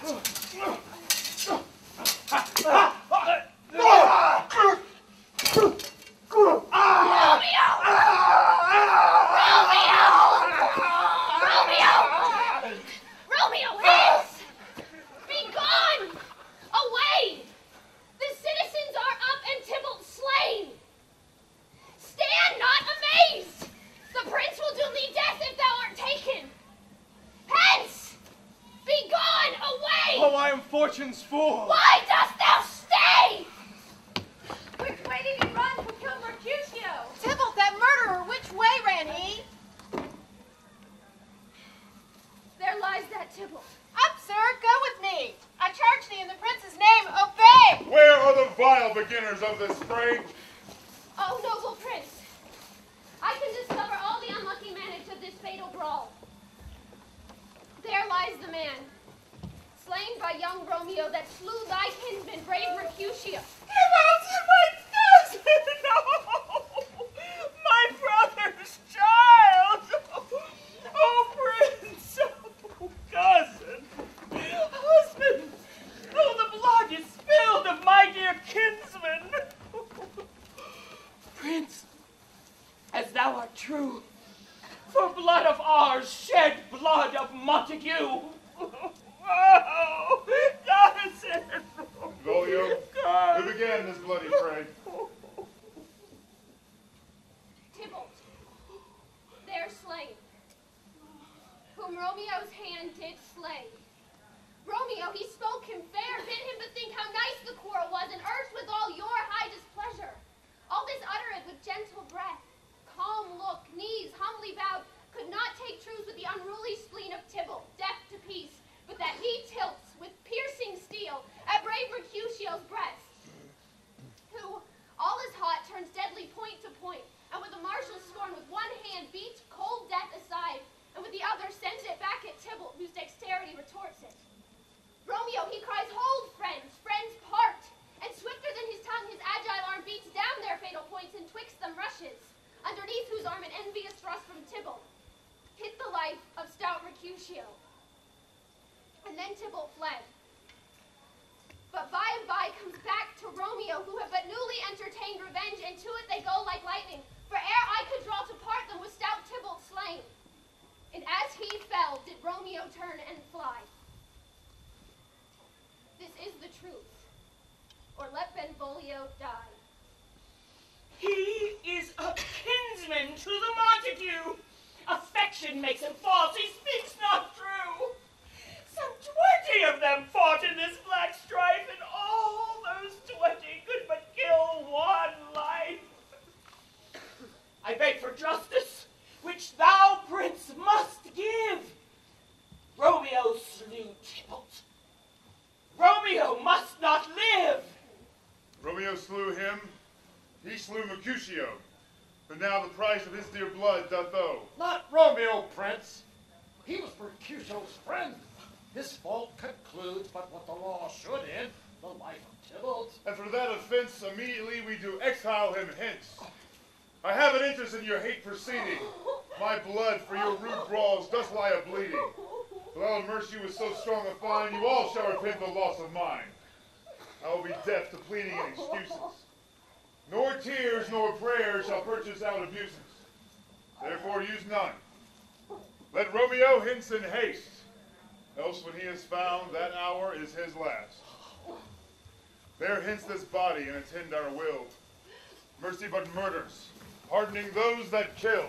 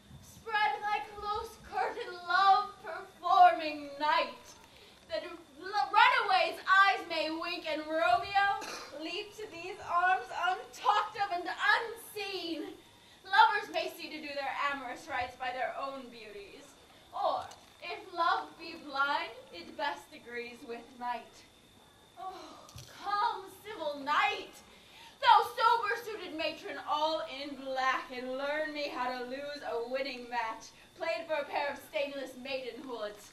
Hood, my unmanned blood bathing in my cheeks with thy black mantle till strange love grow bold.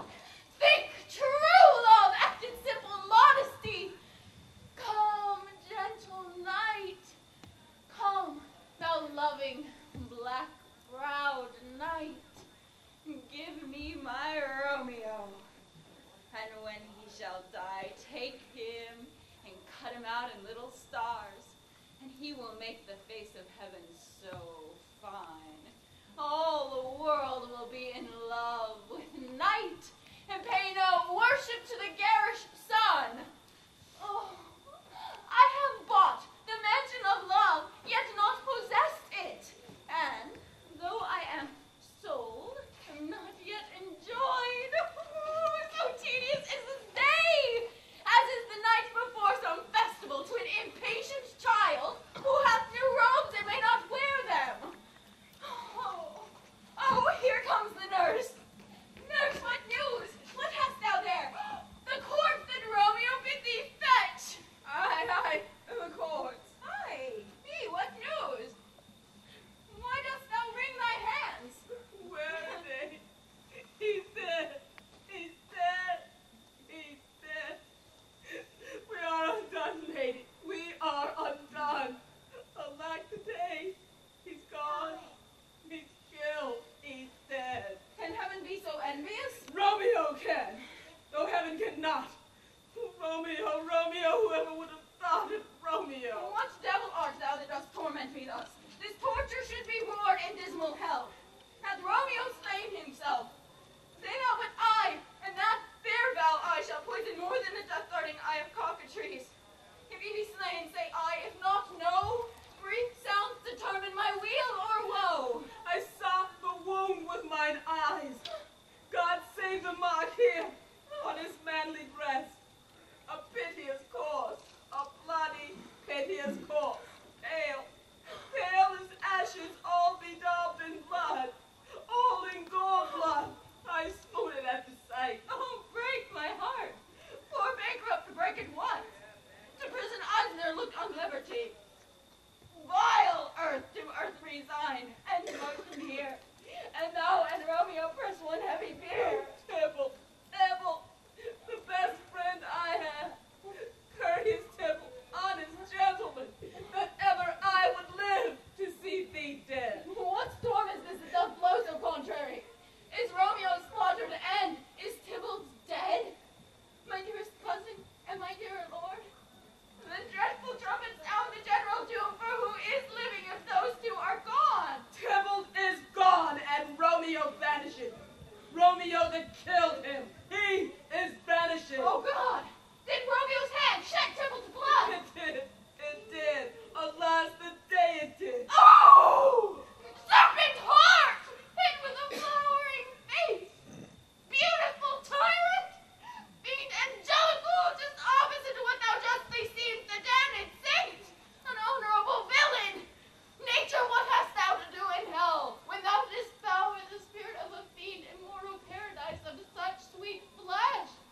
Was ever book containing such vile matter so fairly bound, that deceit should dwell in such a gorgeous palace? There's no trust, no faith, no honesty in men. All perjured, all forsworn, all not, all dissimulous. Ah, where's my man? Give me some aquavitae, ho! These griefs, these woes, these sorrows make me old. Shame come to Romeo! Blistered be thy tongue, for such a wish. For he was not born to shame. Upon his brow shame is a shame to sit. For 'tis a throne where honor may be crowned, sole monarch of the universal earth. Oh, what a beast was I to chide at him. Will you speak well of him that killed your cousin? Shall I speak ill of him that is my husband? For my lord, what tongue shall smooth thy name when I, thy 3 hours' wife, have mangled it? But wherefore, villain, didst thou kill my cousin? That villain cousin would have killed my husband. Back to foolish tears, back to your native spring. Your tributary drops belong to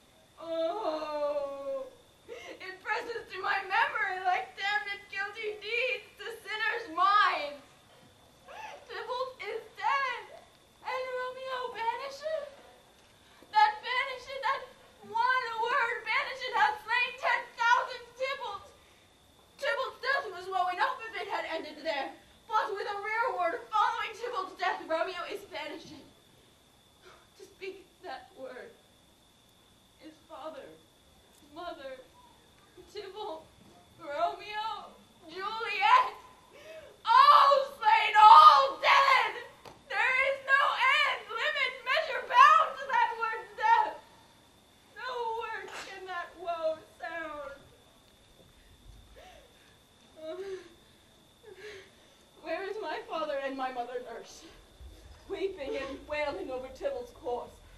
Will you to them? I will bring you thither. Wash they his wounds with tears. Mine shall be spent when there's a drive for Romeo's banishment. Oh, take up his corpse. Poor ropes, you are beguiled.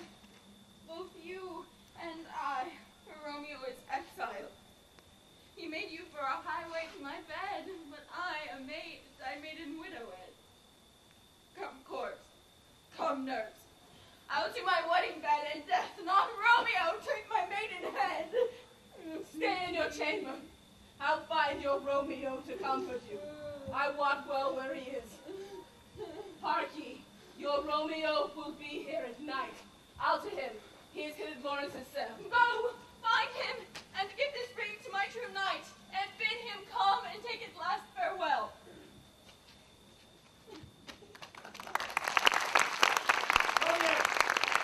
Romeo, come forth, thou beautiful man. Affliction is enamored of thy parts. Thou art wedded to calamity. Father, what news? What is the prince's doom? What sorrow craves acquaintance at my hand that I yet know not? Too familiars, my dear son, with such sour company. I bring thee tidings of the prince's doom. What less than doomsday is the prince's doom? Well, a gentler judgment vanished from his lips, not body's death, but body's banishment. Banishment? Be merciful, say death. For exile hath more terror in his look, much more than death. Do not say banishment. Well, here from Verona art thou banished. Be patient, the world is broad and wide. There is no world without Verona walls, but purgatory, torture, hell itself. Hence banished is banished from the world, and world's exile is death. Then banished is death mistermed. Calling death banished, thou cutt'st my head off with a golden axe, and smilest upon the stroke that murders me. Deadly sin. Oh, rude unthankfulness. Thy faults our law calls death, but the kind prince, taking thy part, hath rushed aside the law, and turned that black word death to banishment. This is dear mercy, and thou seest it not. 'Tis torture and not mercy. Heaven is here where Juliet lives, and every cat and dog and little mouse, every unworthy thing live here in heaven and may look on her, but Romeo may not. More validity, more honorable state, more courtship lives in carrion flies than Romeo. They may seize on the white wonder of dear Juliet's hand and steal a mortal blessing from her lips, but Romeo may not. They are free men, and I am banished. Flies may do this, and I from this must fly. And sayest thou yet that exile is not death? Hast thou no poison mixed, no sharp ground knife, no sudden mean of death, though ne'er so mean, but banished to kill me? Banished! Oh, friar, the damned use that word in hell. Howling attends it. How hast thou the heart, being a divine, a ghostly confessor, a sin absolver, and my friend profess to mangle me with that word, banished? The fond madman, hear me a little speak. Don't speak again of banishment. No, I'll give thee armor to keep off that word. Adversity's sweet milk, philosophy to comfort thee, though thou art banished. Hang up philosophy. Unless philosophy can displant a town, make a Juliet, reverse a prince's doom, it helps not, it prevails not. Talk no more. Oh, then I see that madmen have no ears. And how should they when their wise men have no eyes? Well, let me dispute with thee of thy estate. Thou canst not speak of that thou dost not feel. Wert thou as young as I, Juliet thy love, an hour married, Tybalt murdered, doting like me, and like me banished, then mightst thou speak. Then mightst thou tear thy hair and fall upon the ground as I do now, taking the measure of an unmade grave. Arise, one not. Good Romeo, hide thyself. Not I, unless the breath of heart-sick groans mislike enfold me from the search of eyes. Hark how they knock. Who's there? Romeo, arise, that will be taken. Stay a while. Romeo, stand up. Run to my study. By and by. Oh, God's will. What simpleness is this? I come. Whence come you? What's your will? Who knocks so hard? Let me come in and you shall know my errand. I come from Lady Juliet. Welcome then. Oh, holy own tears made drunk. Appears even in my mistress's case, just in her case. Oh, woeful sympathy, piteous predicament. Even so lies she, blubbering and weeping, weeping and blubbering. Stand up. Stand up. Stand up and you be a man. For Juliet's sake, for her sake, rise and stand. Why should you fall into so deep an oh? Nurse. Oh, sir, death's the end of all. Spakest thou of Juliet? How is it with her? Doth not she think me an old murderer, now that I have stained the childhood of our joy with blood but little removed from her own? Where is she, and how doth she? And what says my concealed lady to our cancelled love? She says nothing, sir, but weeps, and now falls on her bed, and then starts up, and on Tybalt calls, then on Romeo cries, and then down falls again. As if that name, shot from the deadly level of a gun, did murder her. Is that name's cursed hand murdered her kinsman? Oh, tell me, holy friar, tell me, and what vile part of this anatomy doth my name lodge? Tell me that I may sack the hateful mansion. Hold thy desperate hand. Art thou a man? Thy form cries out thou art. Thy tears are womanish. Thy wild acts denote the unreasonable fury of a beast. Thou hast amazed me. Hast thou slain Tybalt? Wilt thou slay thyself and slay thy lady that thy life lives by doing damned hate upon thyself? Why railest thou on thy birth and heaven and earth? Since birth and heaven and earth, all three do meet in thee at once, which thou at once wouldst lose. Oh, fie, fie, thou shamest thy shape, thy love, thy wit. Thy noble shape is but a form of wax, digressing from the valor of a man. Thy dear love sworn, but hallowed perjury, killing that love which thou hast vowed to cherish. Thy wit, that ornament to shape and love, misshapen in the conduct of them both, like powder in a skilless soldier's flask, is set afire with thine own ignorance, and thou dismembered with thine own defense. What frowsy man! Thy Juliet is alive, for whose dear sake thou art lately dead. There art thou happy. Tybalt would kill thee, but thou slewest Tybalt. There art thou happy. The law which threatened death becomes thy friend and turns it to exile. There art thou happy. A pack of blessings light upon thy back. The pack, and that thou art roused thee, man, to thy chamber. Ascend thy chamber, as was decreed. But look thou stay not till the watch be set, for then thou canst not pass to Mantua, where you shall stay till we can find a time to blaze your marriage and reconcile your friends and beg pardon of the prince and call thee back with 1,000,000 times more joy than thou wentst forth in lamentation. Nurse, go before. Commend me to thy lady, and bid her hasten all the house to bed, which heavy sorrow makes them apt unto. Romeo is coming. Oh, Lord!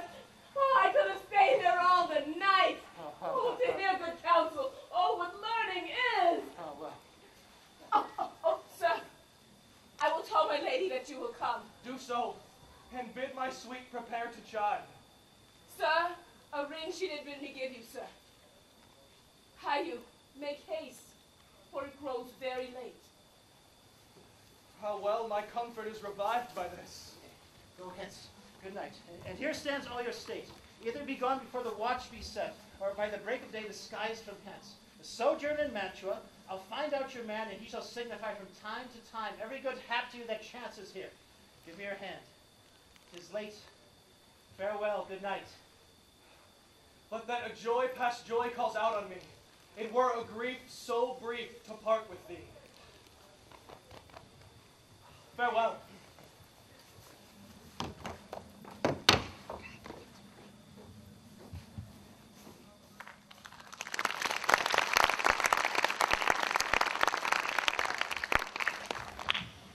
Things have fallen out, sir, so unluckily, that we have had no time to move our daughter. Look you, she loved her kinsman Tybalt dearly. So did I. Well, we were born to die. 'Tis very late, She'll not come down tonight, I promise you, but for your company, I would have been in bed an hour ago. These times of woe afford no times to woo. Madam, good night. Commend me to your daughter. I will. And know her mind early tomorrow. Tonight she is mewed up to her heaviness. Sir Paris, I will make a desperate tender of my child's love. I think she will be ruled in all respects by me. Nay, more, I doubt it not. Wife, go you to her, ere you go to bed, acquaint her here of my son Paris' love, and bid her, mark you me, on Wednesday next. But stop. What day is this? Monday, my lord. Monday. Huh.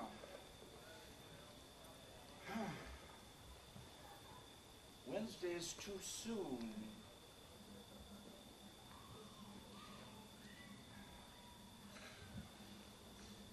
A Thursday let it be. A Thursday tell her she shall be married to this noble earl. Will you be ready? Do you like this haste? We'll keep no great ado. A friend or two, for hark you, Tybalt being slain so late, it may be thought we held him carelessly, being our kinsman, if we revel much. Therefore, we'll have some half-dozen friends, and there an end. But what say you to Thursday? My lord, I would that Thursday were tomorrow. Well, get you gone. A Thursday be it then. Wife, go you to Juliet. How prepare her up against this wedding day? Farewell, my lord. Light to my chamber, ho. For me, it is so very late that we may call it early by and by. Good night.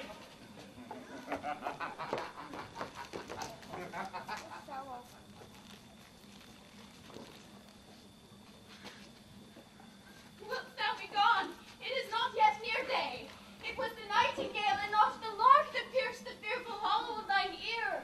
Nightly she sings on yon pomegranate tree. Believe me, love, it was the nightingale. It was the lark, the herald of the morn, no nightingale. Look, love, what envious streaks do lace the severing clouds in yonder east. Night's candles are burnt out, and jocund day stands tiptoe on the misty mountain tops. I must go and live, or stay and die. Yon light is not daylight, I know it. Aye, it is some meteor which the sun hath exhaled, to be to thee this night a torchbearer, and light thee on thy way to Mantua. Therefore stay yet, thou needst not be gone. Let me be tamed, let me be put to death. I am content, so thou wilt have it so. I'll say, yon gray is not the morning's eye, 'tis but the pale reflex of Cynthia's brow. Nor that is not the lark, whose notes do beat the vaulty heavens so high above our heads. I have more care to stay than will to go. Come, death, and welcome! Juliet wills it so! How is it, my soul? Let's talk, it is not day.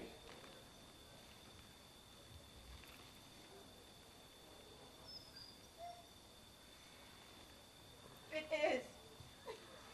It is. Hie, hence, be gone. Away! It is the lark which sings so out of tune, straining harsh discords and unpleasing sharps. Some say the lark makes sweet division, but this doth not so, for she divideth us. Now be gone. More light and light it grows.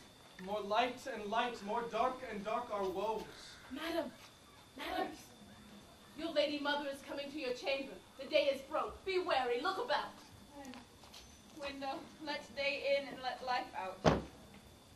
Farewell. Farewell. One kiss and I'll descend.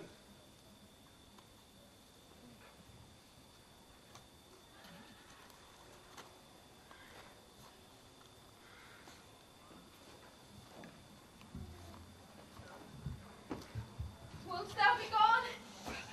Love, Lord, aye, husband, friend, I must hear from thee every day in the hour, for in a minute there are many days. Oh, by this count I shall be much in years ere I again behold my Romeo. I will omit no opportunity to convey my greetings, love, to thee. Oh, thinkest thou we shall ever meet again? I doubt it not. And all these woes shall serve for sweet discourses in our days to come. Oh God, I have an ill-dividing soul. Methinks I see thee now. Thou art so low as one dead in the bottom of a tomb. Either my eyesight fails, or thou lookst pale. Trust me, love. In my eyes, so do you. Dry sorrow drinks our blood. Adieu. Adieu. Oh, Fortune. Fortune! All men call thee fickle. If thou art fickle, what dost thou with him that is renowned for faith? Be fickle, Fortune, for then I hope thou wilt not keep him long, but send him back. Oh, daughter! Who is that calls? There you are. Is it my lady mother? Is she not down so late, or off so early? What unaccustomed cause procures her hither? Why, how now, Juliet? Madam, I am not well.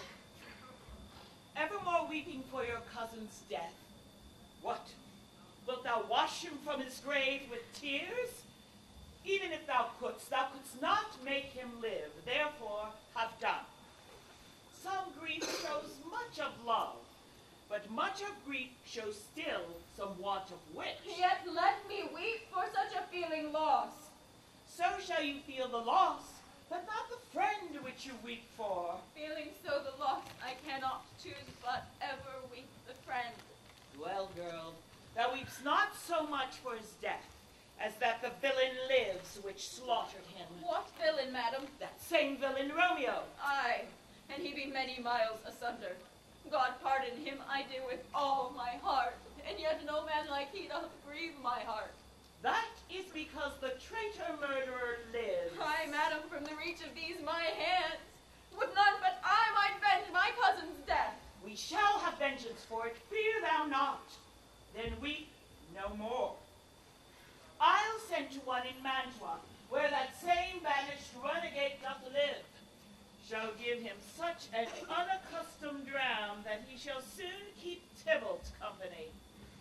Then I hope thou wilt be satisfied. Indeed, I never shall be satisfied with Romeo till I behold him dead. Is my poor heart so for kinsman vexed? Madam, if you could find out but a man to bear a poison, I would temper it, that Romeo should upon receipts thereof soon sleep in quiet. Oh, how my heart abhors to hear him named, that cannot come to him, to wreak the love I bore my cousin upon his body that hath slaughtered him. Find thou the means, and I'll find such a man. But now, I'll tell thee joyful tidings, girl. And joy comes well in such a needy time. What are they, beseech your ladyship? Well, thou hast a careful father, child, one who, to put thee from thy heaviness, hath sorted out a sudden day of joy that thou expectst not, nor I look not for.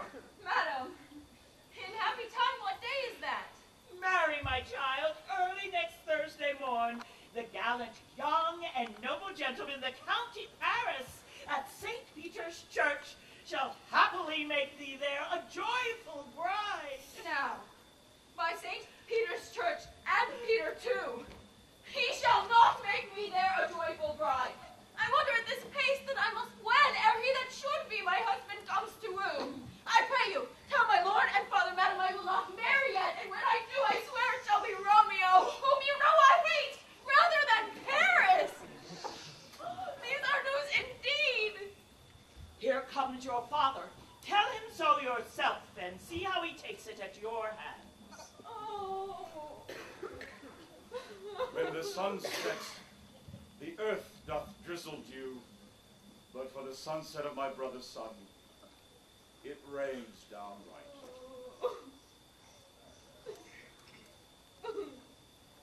How now? A conduit, girl?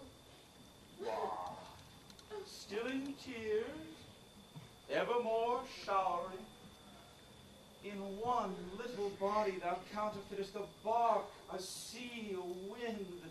For still thy eyes, which I may call the sea, do ebb and flow with tears. The bark thy body is, sailing in this salt flood. The winds, thy sighs, who raging with thy tears, and they with them, without a sudden calm, will overset the tempest-tossed body. How now, wife, have you delivered to her our decree? Aye, sir, but she will none, she gives you thanks. I would the fool were married to her grave. Take me with you. Take me with you, wife. How will she done? Does she not give us thanks? Is she not proud? Does she not count her blessed, unworthy as she is, that we have wrought so worthy a gentleman to be her bride? Not proud you have, but thankful that you have. Proud can I never be of what I hate, but thankful, even for hate that is meant love. How? How? How? How? Chopped logic, what is this? Proud, and I thank you, and I thank you not, and yet not proud? Mistress Minion, you? Thank me no thankings, nor proud me no prouds, but fetter your fine joints to go with Paris to St. Peter's Church, or I will drag thee on a hurdle thither. Out you green sickness carrion! Out you baggage, you tallow-face! Fie, fie, what? Are you mad? My mother, I beseech you on my knees, hear me with patience. Hang thee, young baggage, disobedient wretch!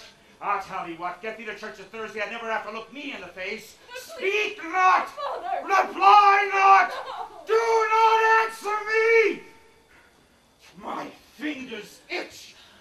Wife, we scarce thought us blessed that God had lent us but this only child, but now I see this one is one too much, and that we have a curse in having her. Out on her! Oh, God in heaven bless her! You are to blame, my lord, to rate her so. And why, my lady Wisdom, hold your tongue. Good prudence, smatter with your gossips go. I speak no treason! Oh, bloody They would not speak! Peace, you mumbling fool! Out of your gravity in a gossip's bowl, for here we need it not. You are too hot! That's bread, it makes me mad. Ha! Day, night, hour, tide, time, work, play, alone in company. Steer of my care hath been to have her matched. And now having provided a gentleman of noble parentage, of fair domain, youthful and nobly lined, stuffed, as they say, with honorable parts, proportioned as one's thought would wish a man, and then to have a wretched, puling fool, a whining mammet, and her fortunes tended to answer, I am not love, I cannot wed, I am too young, I pray you pardon me. But an you will not wed, I'll pardon you. Grace where you will, you shall not house with me. Look to it, think on it, I do not use to jest. Thursday is near, lay hand on heart, advise. And you be mine, I'll give you to my friend. And you be not, hang, beg, starve, die in the streets, for by my soul, I'll ne'er acknowledge thee, nor what is mine shall do thee good.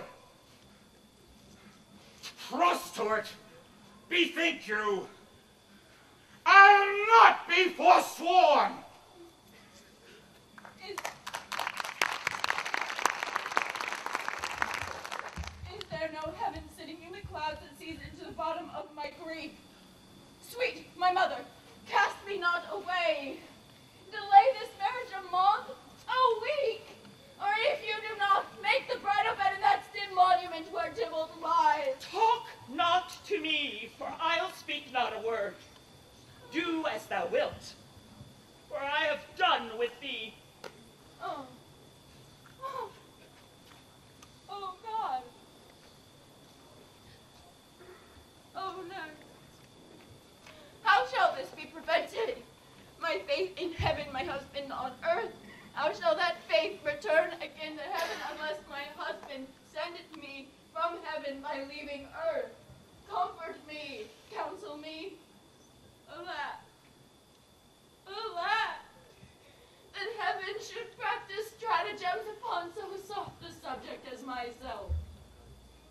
Hast thou not a word of comfort, some word of joy, nurse? Faith, here it is. Romeo is vanished, and all the world to nothing, that he dares ne'er come back to challenge you. Or if he do, it needs must be by stealth. And so, since the case so stands as it now doth, think it best you married with the county. Oh, he's a lovely gentleman. Romeo's a dish cloud to him. An eagle, madam, hath not so green, so quick, so fair an eye as Paris hath. Beshrew my heart, I think you're happy in the second match, for it excels your first. Or if it did not, your first is dead, or 'twere as good it were as living here and you no use of it. Speakest thou from thy heart? Aye, from my soul too, else beshrew them both. Amen. What? Well, thou hast comforted me marvelous much. Go in and tell my mother I am gone, having displeased my father to Lawrence's self, to make confession and to be absolved. Mary, I will. And this is wisely done.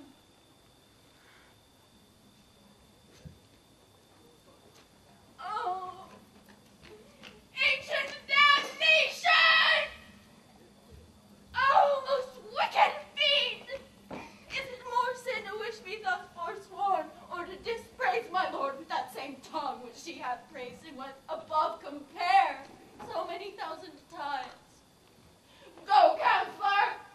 Thou and my bosom henceforth shall be twain. Else to the friar to know his remedy.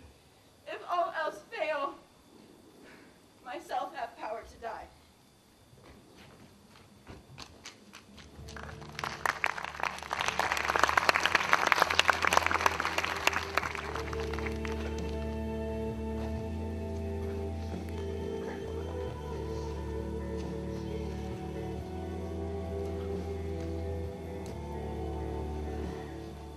Thursday, sir, the time is very short. My father Capulet will have it so, and I'm nothing slow to slack his haste. You say you do not know the lady's mind. Uneven is the course, I like it not. Immoderately she weeps for Tybalt's death, and therefore have I little talk of love. For Venus smiles not in a house of tears.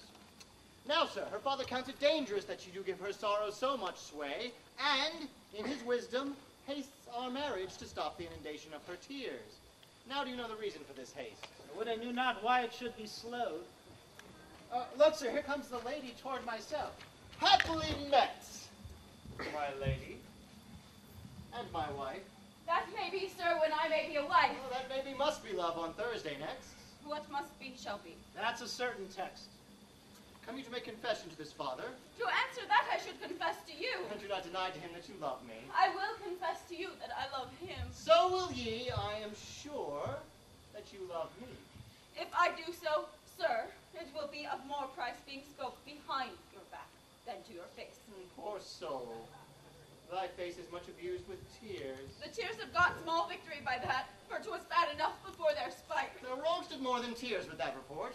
That is no slander, sir, which is a truth. And what I spake it to my face. Thy face is mine, and thou hast slandered it. That may be, sir, for 'tis not mine own. Are you at leisure, Holy Father, now, or shall I come to you at evening mass? My leisure serves me, pensive daughter, now. My lord, we must entreat the time alone. God shield I should disturb devotion. Juliet, on Thursday early will I rouse ye. Till then adieu, and keep this holy kiss.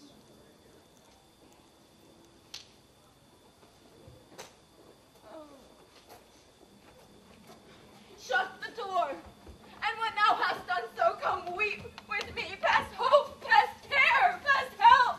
Juliet, I already know thy grief. It strains me past the compass of my wits. I hear thou must in nothing made prorogue on Thursday next be married to this county. Tell me not that thou hearest of this, unless thou tell me how I may prevent it. If in thy wisdom thou canst give no help, do thou but call my resolution wise, and with this knife I'll help it presently. God enjoined my heart and Romeo's, thou art hand. And ere by thee to Romeo this hand is sealed, shall be the label to another deed. Or my true heart with treacherous revolt turn to another, this shall slay them both. Therefore, out of thy long experience time, give me some present counsel. Or twixt my extremes and me this bloody knife shall play the umpire, arbitrating that which the commission of thy years and art could to no issue of true honor bring. Be not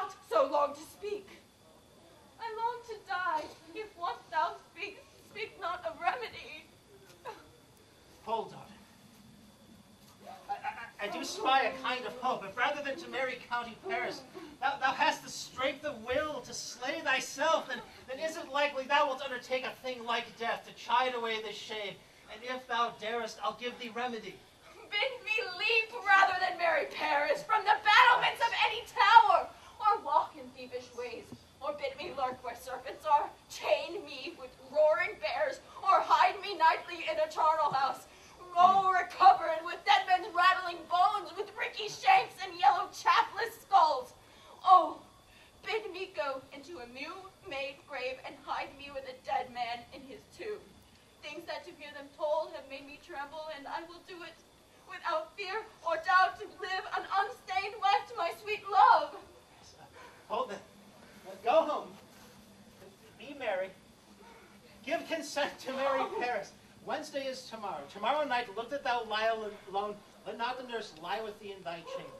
And take thou this vial, being then in bed, and this distilling liquor drink thou off, when presently through all thy veins shall run a cold and drowsy humor. For no pulse shall keep his native progress but surcease. No warmth, no breath shall testify thou livest. The roses in thy lips and cheeks shall fade to wanny ashes. Thy eyes' windows fall like death, and he shuts up the day of life. Each part, deprived of supple government, shall stiff and stark and cold appear like death. And the borrowed likeness of shrunk death thou shalt continue 42 hours, and then awake as from a pleasant sleep. Now, in the morning, when the bridegroom come to rouse thee from thy bed, there art thou dead, and as the manner of our country is, in thy best robes, uncovered on the bier, be borne to burial in thy kindred's grave. Thou shalt be borne to the same ancient vault where all the kindreds of the Caplets lie. Now, in the meantime, against thou shalt awake, shall Romeo by my letters know our drift, and hither shall he come, and he and I will watch thy waking, and that very night shall Romeo bear thee hence to Mantua, and this shall rid thee of this present shame, if no inconstant toy, nor womanish fear abate thy valor in the acting of it. Give me, tell me not of fear. Oh, get you gone. Be strong and prosperous in this resolve. I'll send a friar with speed to Mantua with my letters to thy lord. Love, give me strength, and strength shall help afford. Farewell, dear father.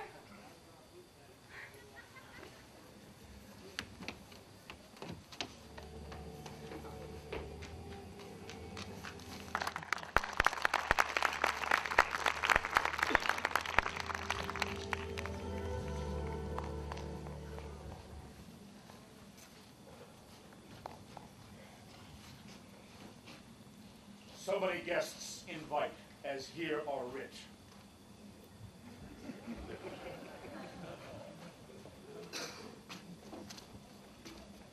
We shall be much unfurnished for this time. What, is my daughter gone to Friar Lawrence? Aye, forsooth. Well, he may chance to do some good on her. A peevish, self-willed harlotry it is. See where she comes from stripped with merry look. Ah, how now, my headstrong? Where have you been gadding? Where I have learned me to repent the sin of disobedient opposition to you and your behests, and am enjoined by holy lords to fall prostrate here to beg your pardon. Pardon, I beseech you, henceforward I am ever ruled by you. Send for the county. Go tell him of this. I'll have this knot knit up tomorrow morning. I met the youthful lord at Lawrence's cell, and gave him what's becoming love. I mind not stepping o'er the bounds of modesty. Well, I am glad on it. This is well. Stand up. This is as it should be. Let me see the county. Aye, Mary, go, I say, and fetch him hither. Now, forth on this reverend holy friar, all our whole city is much bound to him. Nurse, will you go with me into my room and help me sort such needful ornaments as you see fit to furnish me tomorrow? No, not till Thursday. There's time enough. Go, nurse, go with her. We'll to church tomorrow. We shall be short in our provision. 'Tis now near night. Tush, I will stir about, and all things shall be well. I warrant thee, wife. Go thou to Juliet, help to deck up her. I'll not to bed tonight. Let me alone. I'll play the housewife for this once. What ho! They are all forth. Well, I will walk myself to County Paris to prepare up him against tomorrow. My heart is wondrous light, since this same wayward girl is so reclaimed.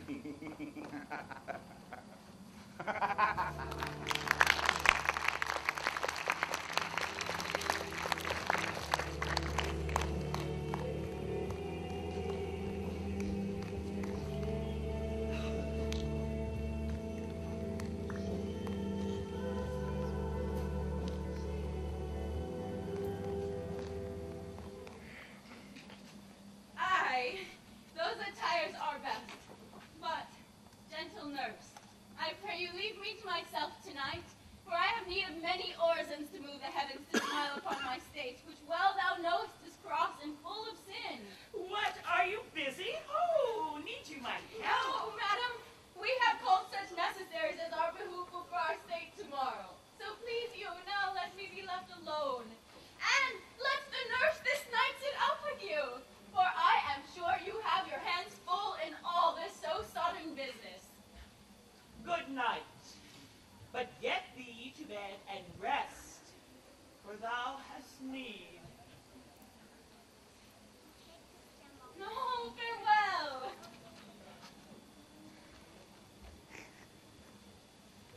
God knows when we shall meet again. I have a faint cold fear thrills through my veins that almost freezes up the heat of life. I'll call him back again to comfort me. Nurse! What should she do here? My dreadful scene, I needs must act alone. Come, Violet.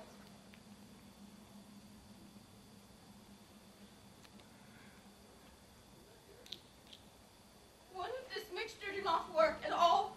Shall I be married then tomorrow morning? No. No.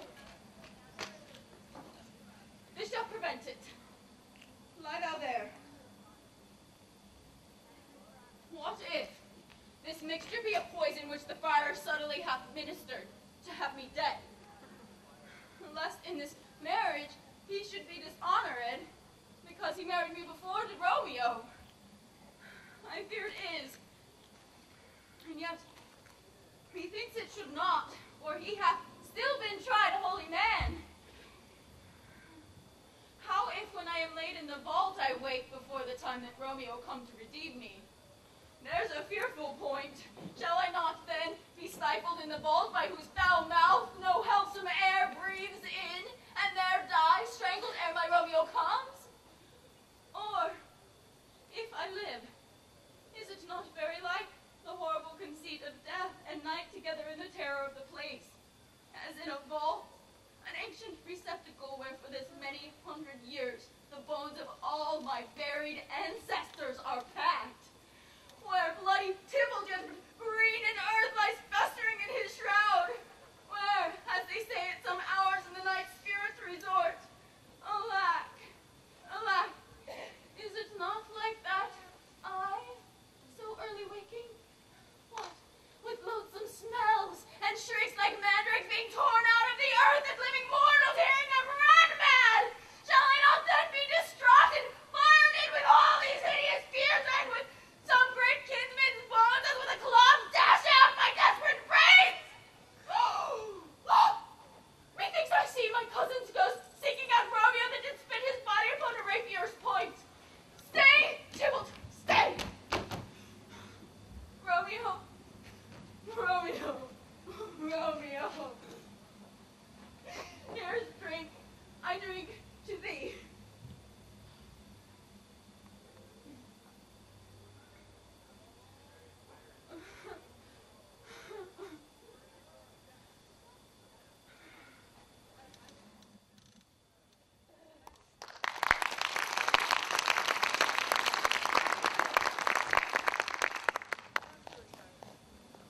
Come, stir, stir, stir! The second cork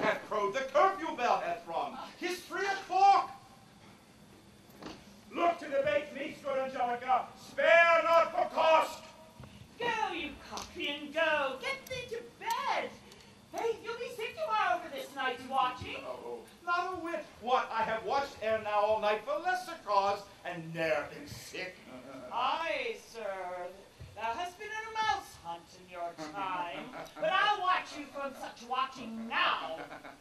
A jealous hood. A jealous hood. Good faith. 'Tis day. The county will be here with music straight, for so he said he would. I hit him near. Nurse! Wife! What, oh, nurse? What, nurse?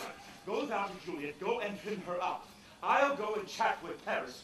Hi, make haste, make haste! The bridegroom is come already! Make haste, I say! Mistress! What, mistress? Juliet! Fast I warrant her she. Why, lamb! Why, lady! Fie, you slug a bed! Why, love! I say, madam! Sweetheart! Why, bride! What, not a word? Ah, take your penny worth now. Sleep for a week.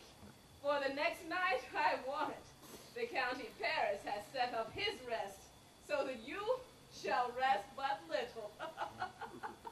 Oh, God forgive me. Mary and amen. Oh, how sound is she asleep? I needs must wake her. Madam! Madam! Madam! Aye, let the county take you in your bed. He'll fright you up in faith. Will it not be? What, dressed and in your clothes and down again? I must needs wake you. Lady. Lady?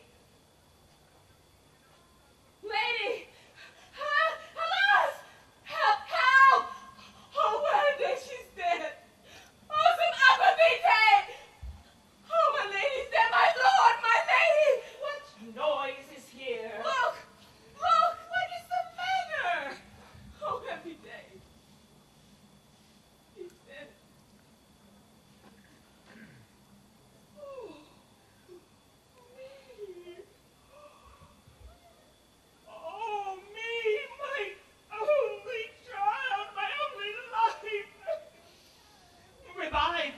Look up, or I will die with thee. Help! Help! Call help! For shame! Bring Juliet forth! The Lord is come! She's dead. She's dead. She's dead. Oh, the miserable day. Alack the day she's dead. She's dead. She's dead. Let me see her. Oh, alas, she's cold. Her blood has settled and her joints are stiff. Life and these lips have long been separated. Death lies on her like an untimely frost upon the sweetest flower of all the field. Oh, lamentable day. Oh, woeful time. Death that had ta'en her hence to make me wail ties up my tongue and will not let me speak. Come, is the bride ready to go to church? Ready to go, but never to return. O son, the night before thy wedding day hath death lain with thy wife. There she lies, flower she was, deflowered by him. Death is my son-in-law. Death is my heir. My daughter he hath wedded. I will die and leave him all life, living all his deaths. Have I not longed to see this morning's face? And doth it give me such a sight as this? Cursed, unhappy, wretched, hateful day! Most miserable hour that e'er time saw in lasting labor of his pilgrimage! But one, oh, but one poor and loving child! But one thing to rejoice and solace in! And cruel death hath catched it from my sight! Oh, woeful, woeful, woeful day.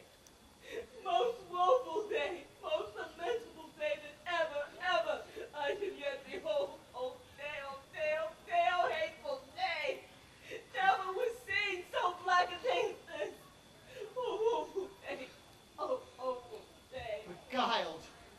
sin wronged, spited, slain, most detestable death by thee beguiled, by cruel, cruel thee quite overthrown.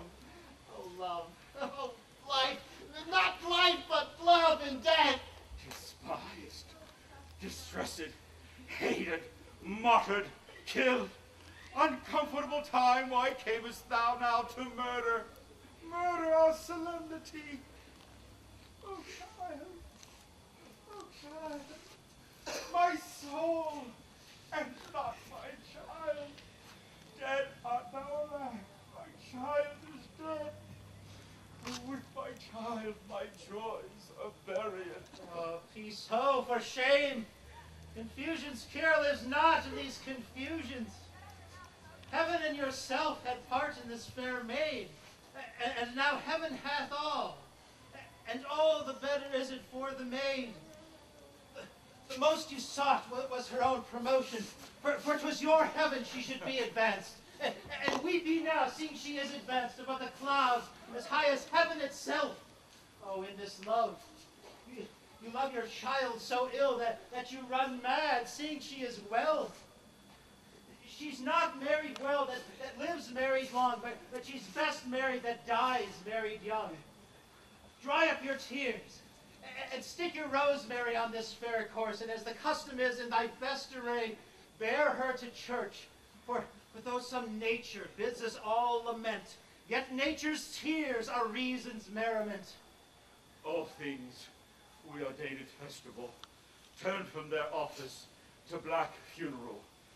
Our solemn hymns to sullen dirges change, our instruments to melancholy bells, our wedding cheer to a sad burial feast, our flowers save for a buried course, and all things change them to the contrary. Oh, sir, go you in, and madam, go with him.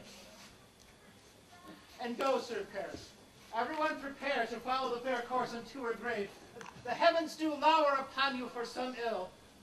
Move them no more by crossing their high will.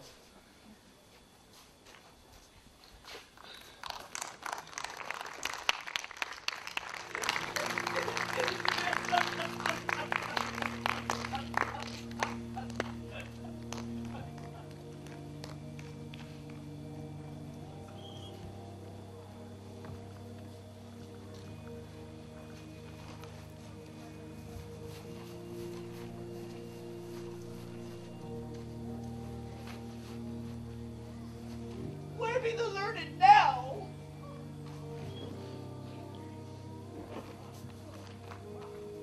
I pray, sir, can you read?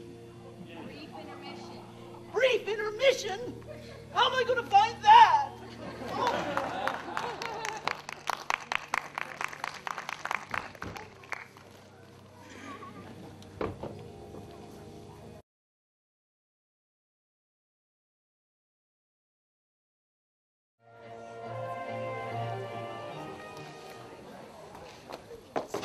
If I may trust the flattering truth of sleep, my dreams presage some joyful news at hand. My bosom's Lord sits lightly in his throne, and all the day an unaccustomed spirit lifts me above the ground with cheerful thoughts. I dreamt my lady came and found me dead. A strange dream that gives a dead man leave to think, and breathed with life such kisses in my lips that I revived and was an emperor. How sweet is love itself possessed, when but love's shadows are so rich in joy. Oh, news from Verona. How now, Balthazar? How doth my lady? Is my father well? How fares my Juliet? That I ask again, for nothing can be ill if she be well. And she is well, and nothing can be ill.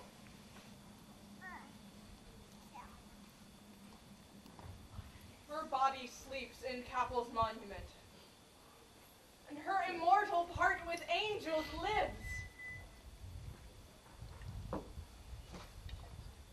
I saw her laid low in her kindred's vault, and presently took post to tell it you. Oh, pardon me for bringing these ill news, since you did leave it for my office, sir. Is it even so?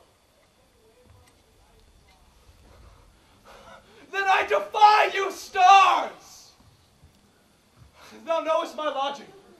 Bring me ink and paper, and hire post horses. I will hence tonight. I do beseech you, sir, have patience. Your looks are pale and wild, and do import some misadventure. Tush, thou art deceived. Leave me, and do the thing I bid thee do. Hast thou no letters for me from the friar? No, my good lord. No matter. Be gone, and hire those horses. I will be with thee straight.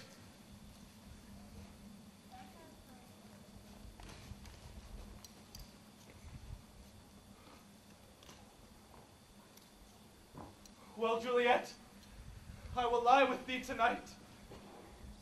Let's see for means. Oh, mischief, thou art swift to enter in the thoughts of desperate men. I do remember an apothecary, and hereabouts the dwells which late I noted in tattered weeds with o'er-roaming brows culling of simples. Meager were his looks, noting this penury. To myself I said, and if a man did need a poison now, whose sale is present death in Mantua, here lives a caitiff wretch would sell it him. Oh, how this same thought did but forerun my need. And this same needy man must sell it me. As I remember, this should be the house. Oh, being holiday, the beggar's shop is shut. What? Ho, apothecary! Who calls so loud? Come hither, man. I see thou art poor. Ho, there's 40 ducats. Let me have a dram of poison with such soon speeding gear as may disperse itself through all the veins, that the life-weary taker may fall dead, and that the trunk may be discharged of breath as violently as hasty powder fire doth hurry from the fatal cannon's womb. Such mortal drugs I have, but Mantua's law is death to any that utters them. Art thou so bare and full of wretchedness and fierce to die? Famine is in thy cheeks. Need and oppression starveth in thy eye. Contempt and beggary hang upon thy back. The world is not thy friend, nor the world's law. The world affords no law to make thee rich. Then be not poor, but break it and take this. My poverty, but not my will, consents. I pay thy poverty, and not thy will. Put this in any liquid that you will and drink it up. And if you had the strength of 20 men, it would dispatch you straight. Here's thy gold. Worse poison to men's souls, doing more murder in this loathsome world than these poor compounds thou mayest not sell. I sell thee poison. Thou hast sold me none. Farewell. Buy food. Get thyself in flesh.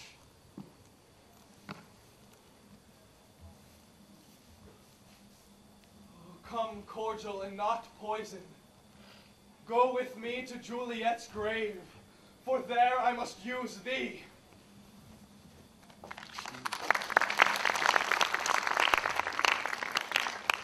Holy Franciscan friar, brother, ho! This same should be the voice of Friar John.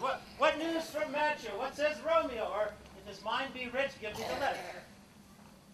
Going to find a barefoot brother out, one of our order to associate me, here in the city, visiting the sick, and finding him. The searchers of the town, suspecting we both were in a house where the infectious pestilence did reign, sealed up the doors, and would not let us forth, so that my speed to Mantua there was stayed. Who bare my letter then to Romeo? I could not send it. Here it is again. Nor get a messenger to bring it thee. So fearful were they of infection. Unhappy fortune! By my brotherhood, this letter was not nice, but full of charge, and the neglecting it may do much danger. Friar John, get an iron crow and fetch it straight into my cell. Brother, I will go and bring it thee. Now must I to the monument alone. Within this 3 hours will fair Juliet wake. She will beshrew me much that Romeo hath had no notice of these accidents, but I will write again to Mantua and keep her at my cell till Romeo come. Poor living corse, closed in a dead man's tomb.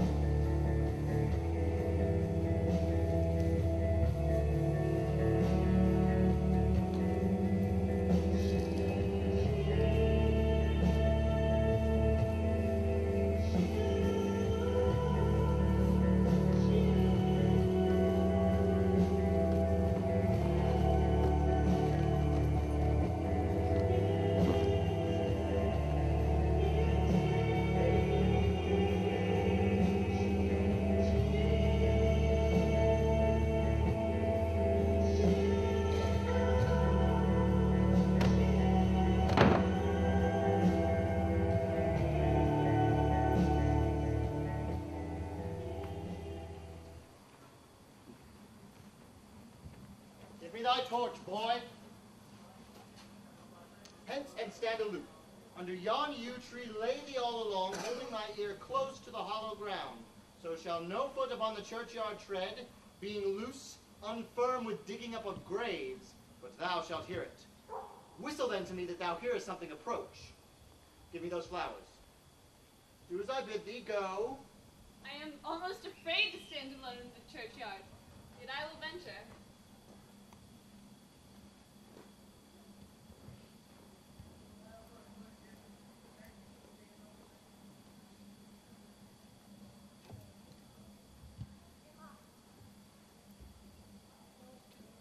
Sweet flower, with flowers thy bridal bed I strew. Oh, woe, thy canopy is dust and stone. The obsequies that I for thee shall keep, nightly will be to strew thy grave and weep. The boy gives warning that something doth approach. What cursed foot wanders this way tonight, to cross my obsequies and true love's right? What a torch! Muffle me night a while. Give me the mattock and the wrenching iron. Hold, take this letter. Early in the morning, see thou deliver it to my lord and father. Give me the light.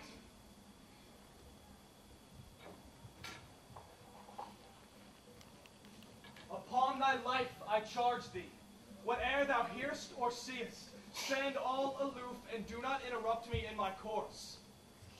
Why I descend into this bed of death is partly to behold my lady's face, but chiefly to take thence from her dead finger a precious ring, a ring that I must use in dear employment. Be gone, away.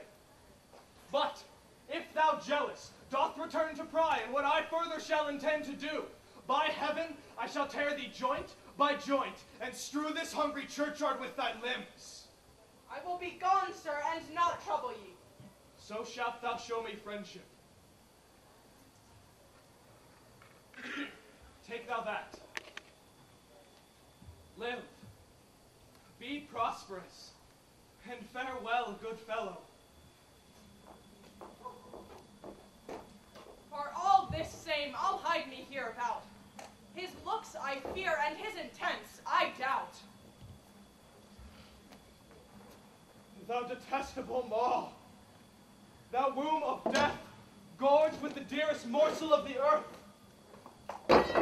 Thus I enforce thy rotten jaws to open, and in despite I'll cram thee with more food. Stop thy unhallowed toil, vile Montague. Can vengeance be pursued further than death? Obey and go with me, for thou must die. I must indeed, and therefore came I hither. Good gentle youth, tempt not a desperate man. Fly hence and leave me, youth, I beseech thee. Put not another sin upon my head by urging me to fury. Oh, be gone! By heaven, I love thee better than myself, for I come hither armed against myself. Be gone, stay not, live, and hereafter say a madman's mercy, bid thee run away. I do defy thy conjuration, and apprehend thee for a felon here. Wilt thou provoke me? Then have at thee, boy! Oh, Lord, they fire! I will go call the water. Oh, I'm slain. If thou be merciful, open the tomb. Lay me with Juliet. In faith I will. Oh, let me peruse thy face. Mercutio's kinsman, the noble County Paris. What said my man when my betossed soul did not attend him as we rode? I think he said Paris should have married Juliet. Said he not so? Or did I dream it so? Or am I mad to hear him talk of Juliet to think it was so? Give me thy hand. One writ with me in sour misfortune's book.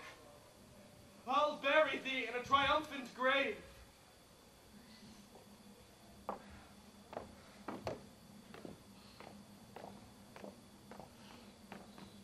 A grave? Oh no, a lantern slaughtered youth. For here lies Juliet, and her beauty makes this vault a feasting presence full of light. Oh, how oft when men are at the point of death have they been merry, which their keepers call a lightning before death. Oh, how may I call this a lightning? Oh, my love, my wife, death that hath sucked the honey of thy breath hath had no power yet upon thy beauty. Thou art not conquered. Beauty's ensign yet is crimson in thy lips and in thy cheeks, and death's pale flag is not advanced there.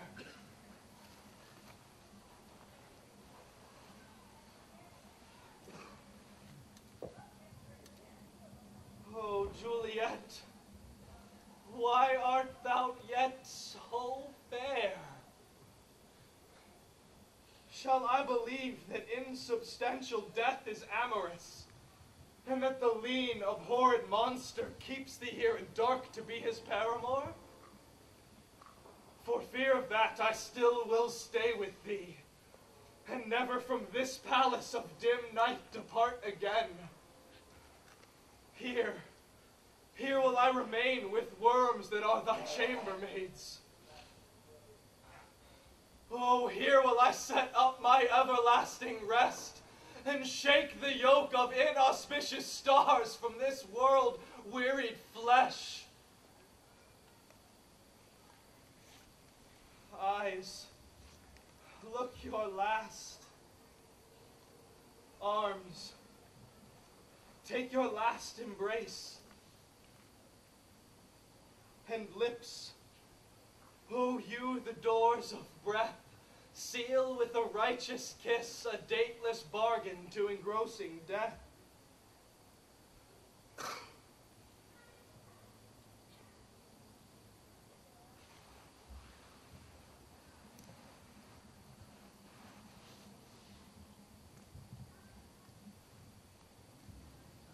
Come, bitter conduct. Come, unsavory guide. Thou desperate pilot, now at once run on the dashing rocks thy seasick weary bark. Here's to my love.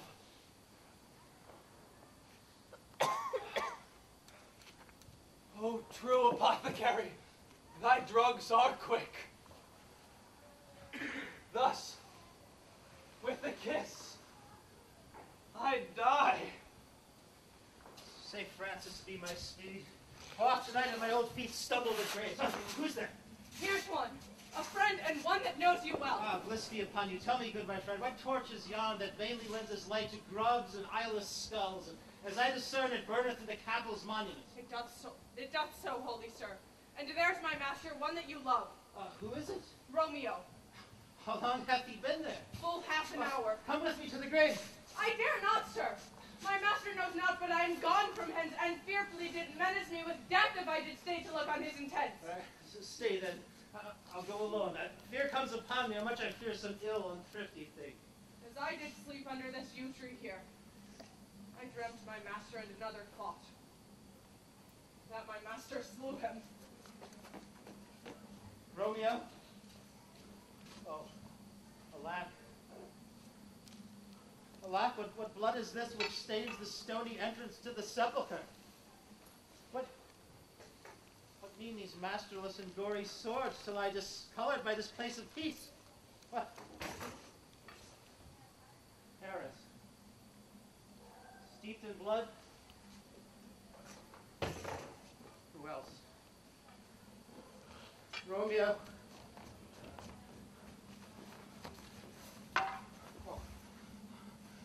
Oh, pale.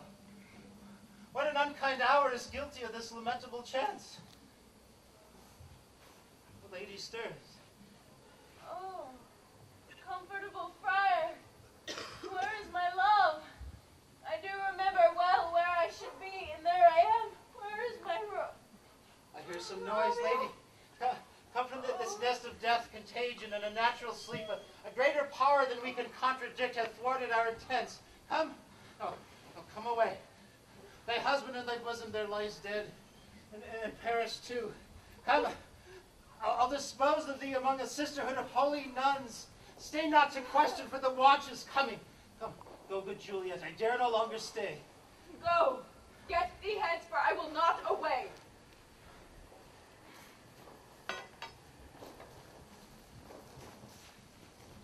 What's this? A cup closed in my true love's hand. I see poison hath been his timeless end.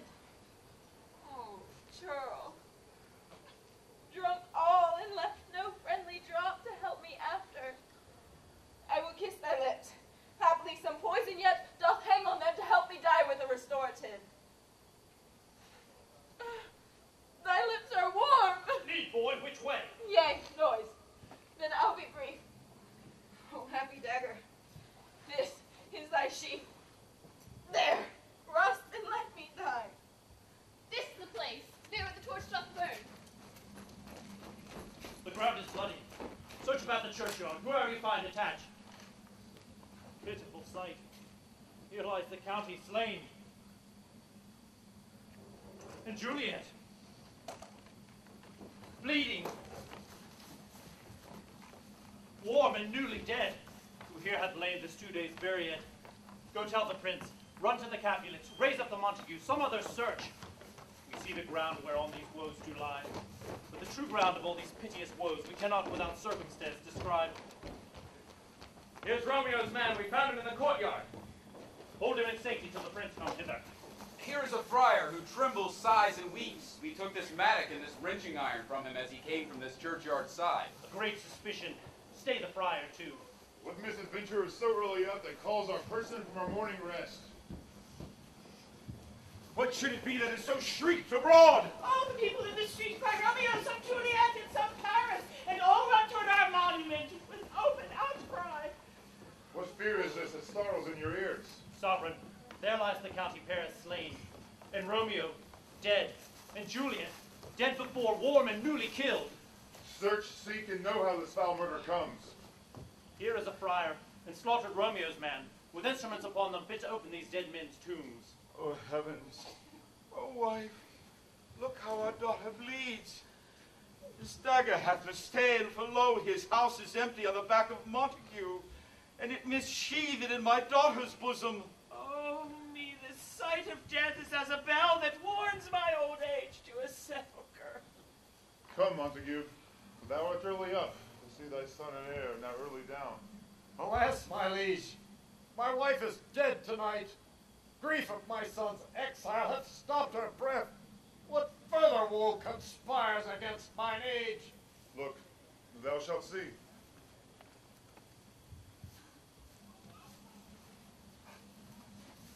O thou untaught! What manners is in this to press before thy father to a grave? Seal up the mouth of outrage for a while, till we can clear these ambiguities and know their spring, their head, their true descent. Then I will be general of your woes and lead you even to death. For now, let mischance be slave to patience. Bring forth the parties of suspicion. I am the greatest, able to do least, and most suspected, as the time and place doth make against me of this direful murder. And here I stand both to impeach and purge, myself condemned and myself excused. Then say it at once without dost knowing this. I will be brief. For my short date of breath is not so long as is a tedious tale. Romeo, there dead, was married to that Juliet. And she, there dead, was Romeo's faithful wife. I married them, and their stolen marriage day was Tybalt's doomsday, for whom the new-made bridegroom was banished from this city, and for whom not for Tybalt, Juliet pined. You, to remove the siege of grief from her, betrothed and married her perforce to county Paris. Then comes she to me, and with wild looks bid me devise some means to rid her of this second marriage, or there in my cell would she kill herself. Then I gave her, so tutored by my art, a sleeping potion, which so took effect as I intended, for it wrought on her the form of death. Meantime, I writ to Romeo that he should hither come as this dire night, being the time the potion's force should cease, but he which bore my letter, Friar John, was stayed by accident, and yesternight returned my letter back. Then all alone, At the prefix an hour of her waking came I to take her from her borrowed grave. But when I arrived some minute ere the time of her awakening, here untimely lay the noble Paris and true Romeo dead. She wakes, and I bid her come forth and bear this work of heaven with patience. But then a noise did scare me from the tomb. She too desperate would not go with me. But as it seems, did violence on herself. All this I know, and to her marriage the nurse is privy. And if aught of this miscarried by my fault, let my old life be sacrificed some hour before his time into the rigor of severest law. We still have known thee for a holy man. Where is Romeo's man? What can he say to this? I brought my master news of Juliet's death. And then in post he came from Mantua to this same place, to this same monument. This letter he early bid me give his father, and threatened me with death going in the vault if I departed not, and left him there. Give me the letter, I will look on it. Where is the county's page that raised the watch? Sirrah, what made your master in this place? He came with flowers to strew his lady's grave, and bid me stand aloof, and so I did. Anon came one with light to ope the tomb, and by my master drew on him, and then I ran away to call the watch. This letter doth make good the friar's words, their course of love, the tidings of her death, and here he writes it did by a poison of a poor apothecary, and therewithal came to this vault to die and lie with Juliet. Where be these enemies? Capulets, Montague, do you see what a scourge is laid upon your hate? That heaven finds means to kill your joys with love. And I, for winking at your discords too, have lost the brace of kinsmen. All are punished. Oh, brother Montague, give me thy hand. This is my daughter's jointure, for no more can I demand. But I can give thee more, for I will raise her statue in pure gold, that whilst Verona by that name is known, there shall no figure at such rate be set as that of true and faithful Juliet. As rich shall Romeo's by his lady's lie. Poor sacrifices of our enmity. Glooming peace this morning with it brings. The sun for sorrow will not show his head. Go hence and have more talk of these sad things. Some shall be pardoned, some punished. For never was there a story of more woe than this of Juliet and her Romeo.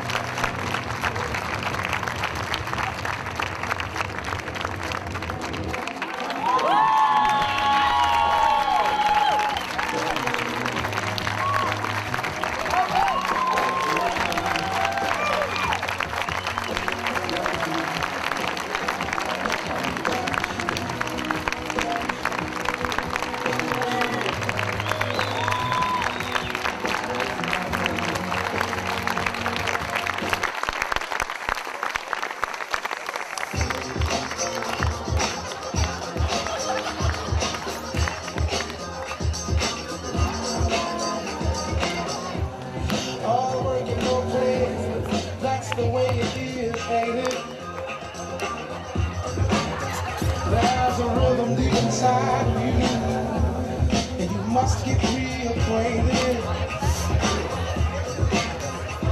When was the last time you danced?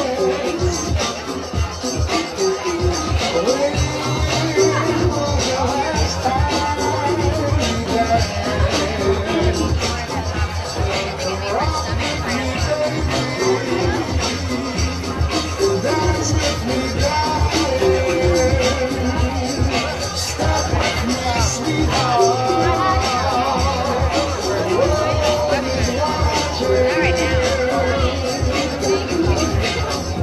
Under an endless sky, wish I could fly away forever. And the poetry is so pure, and we are on the floor together. It's really fun, but everyone got it. Right.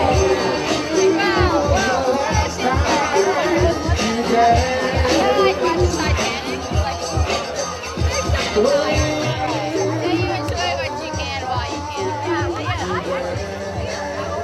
like throwback.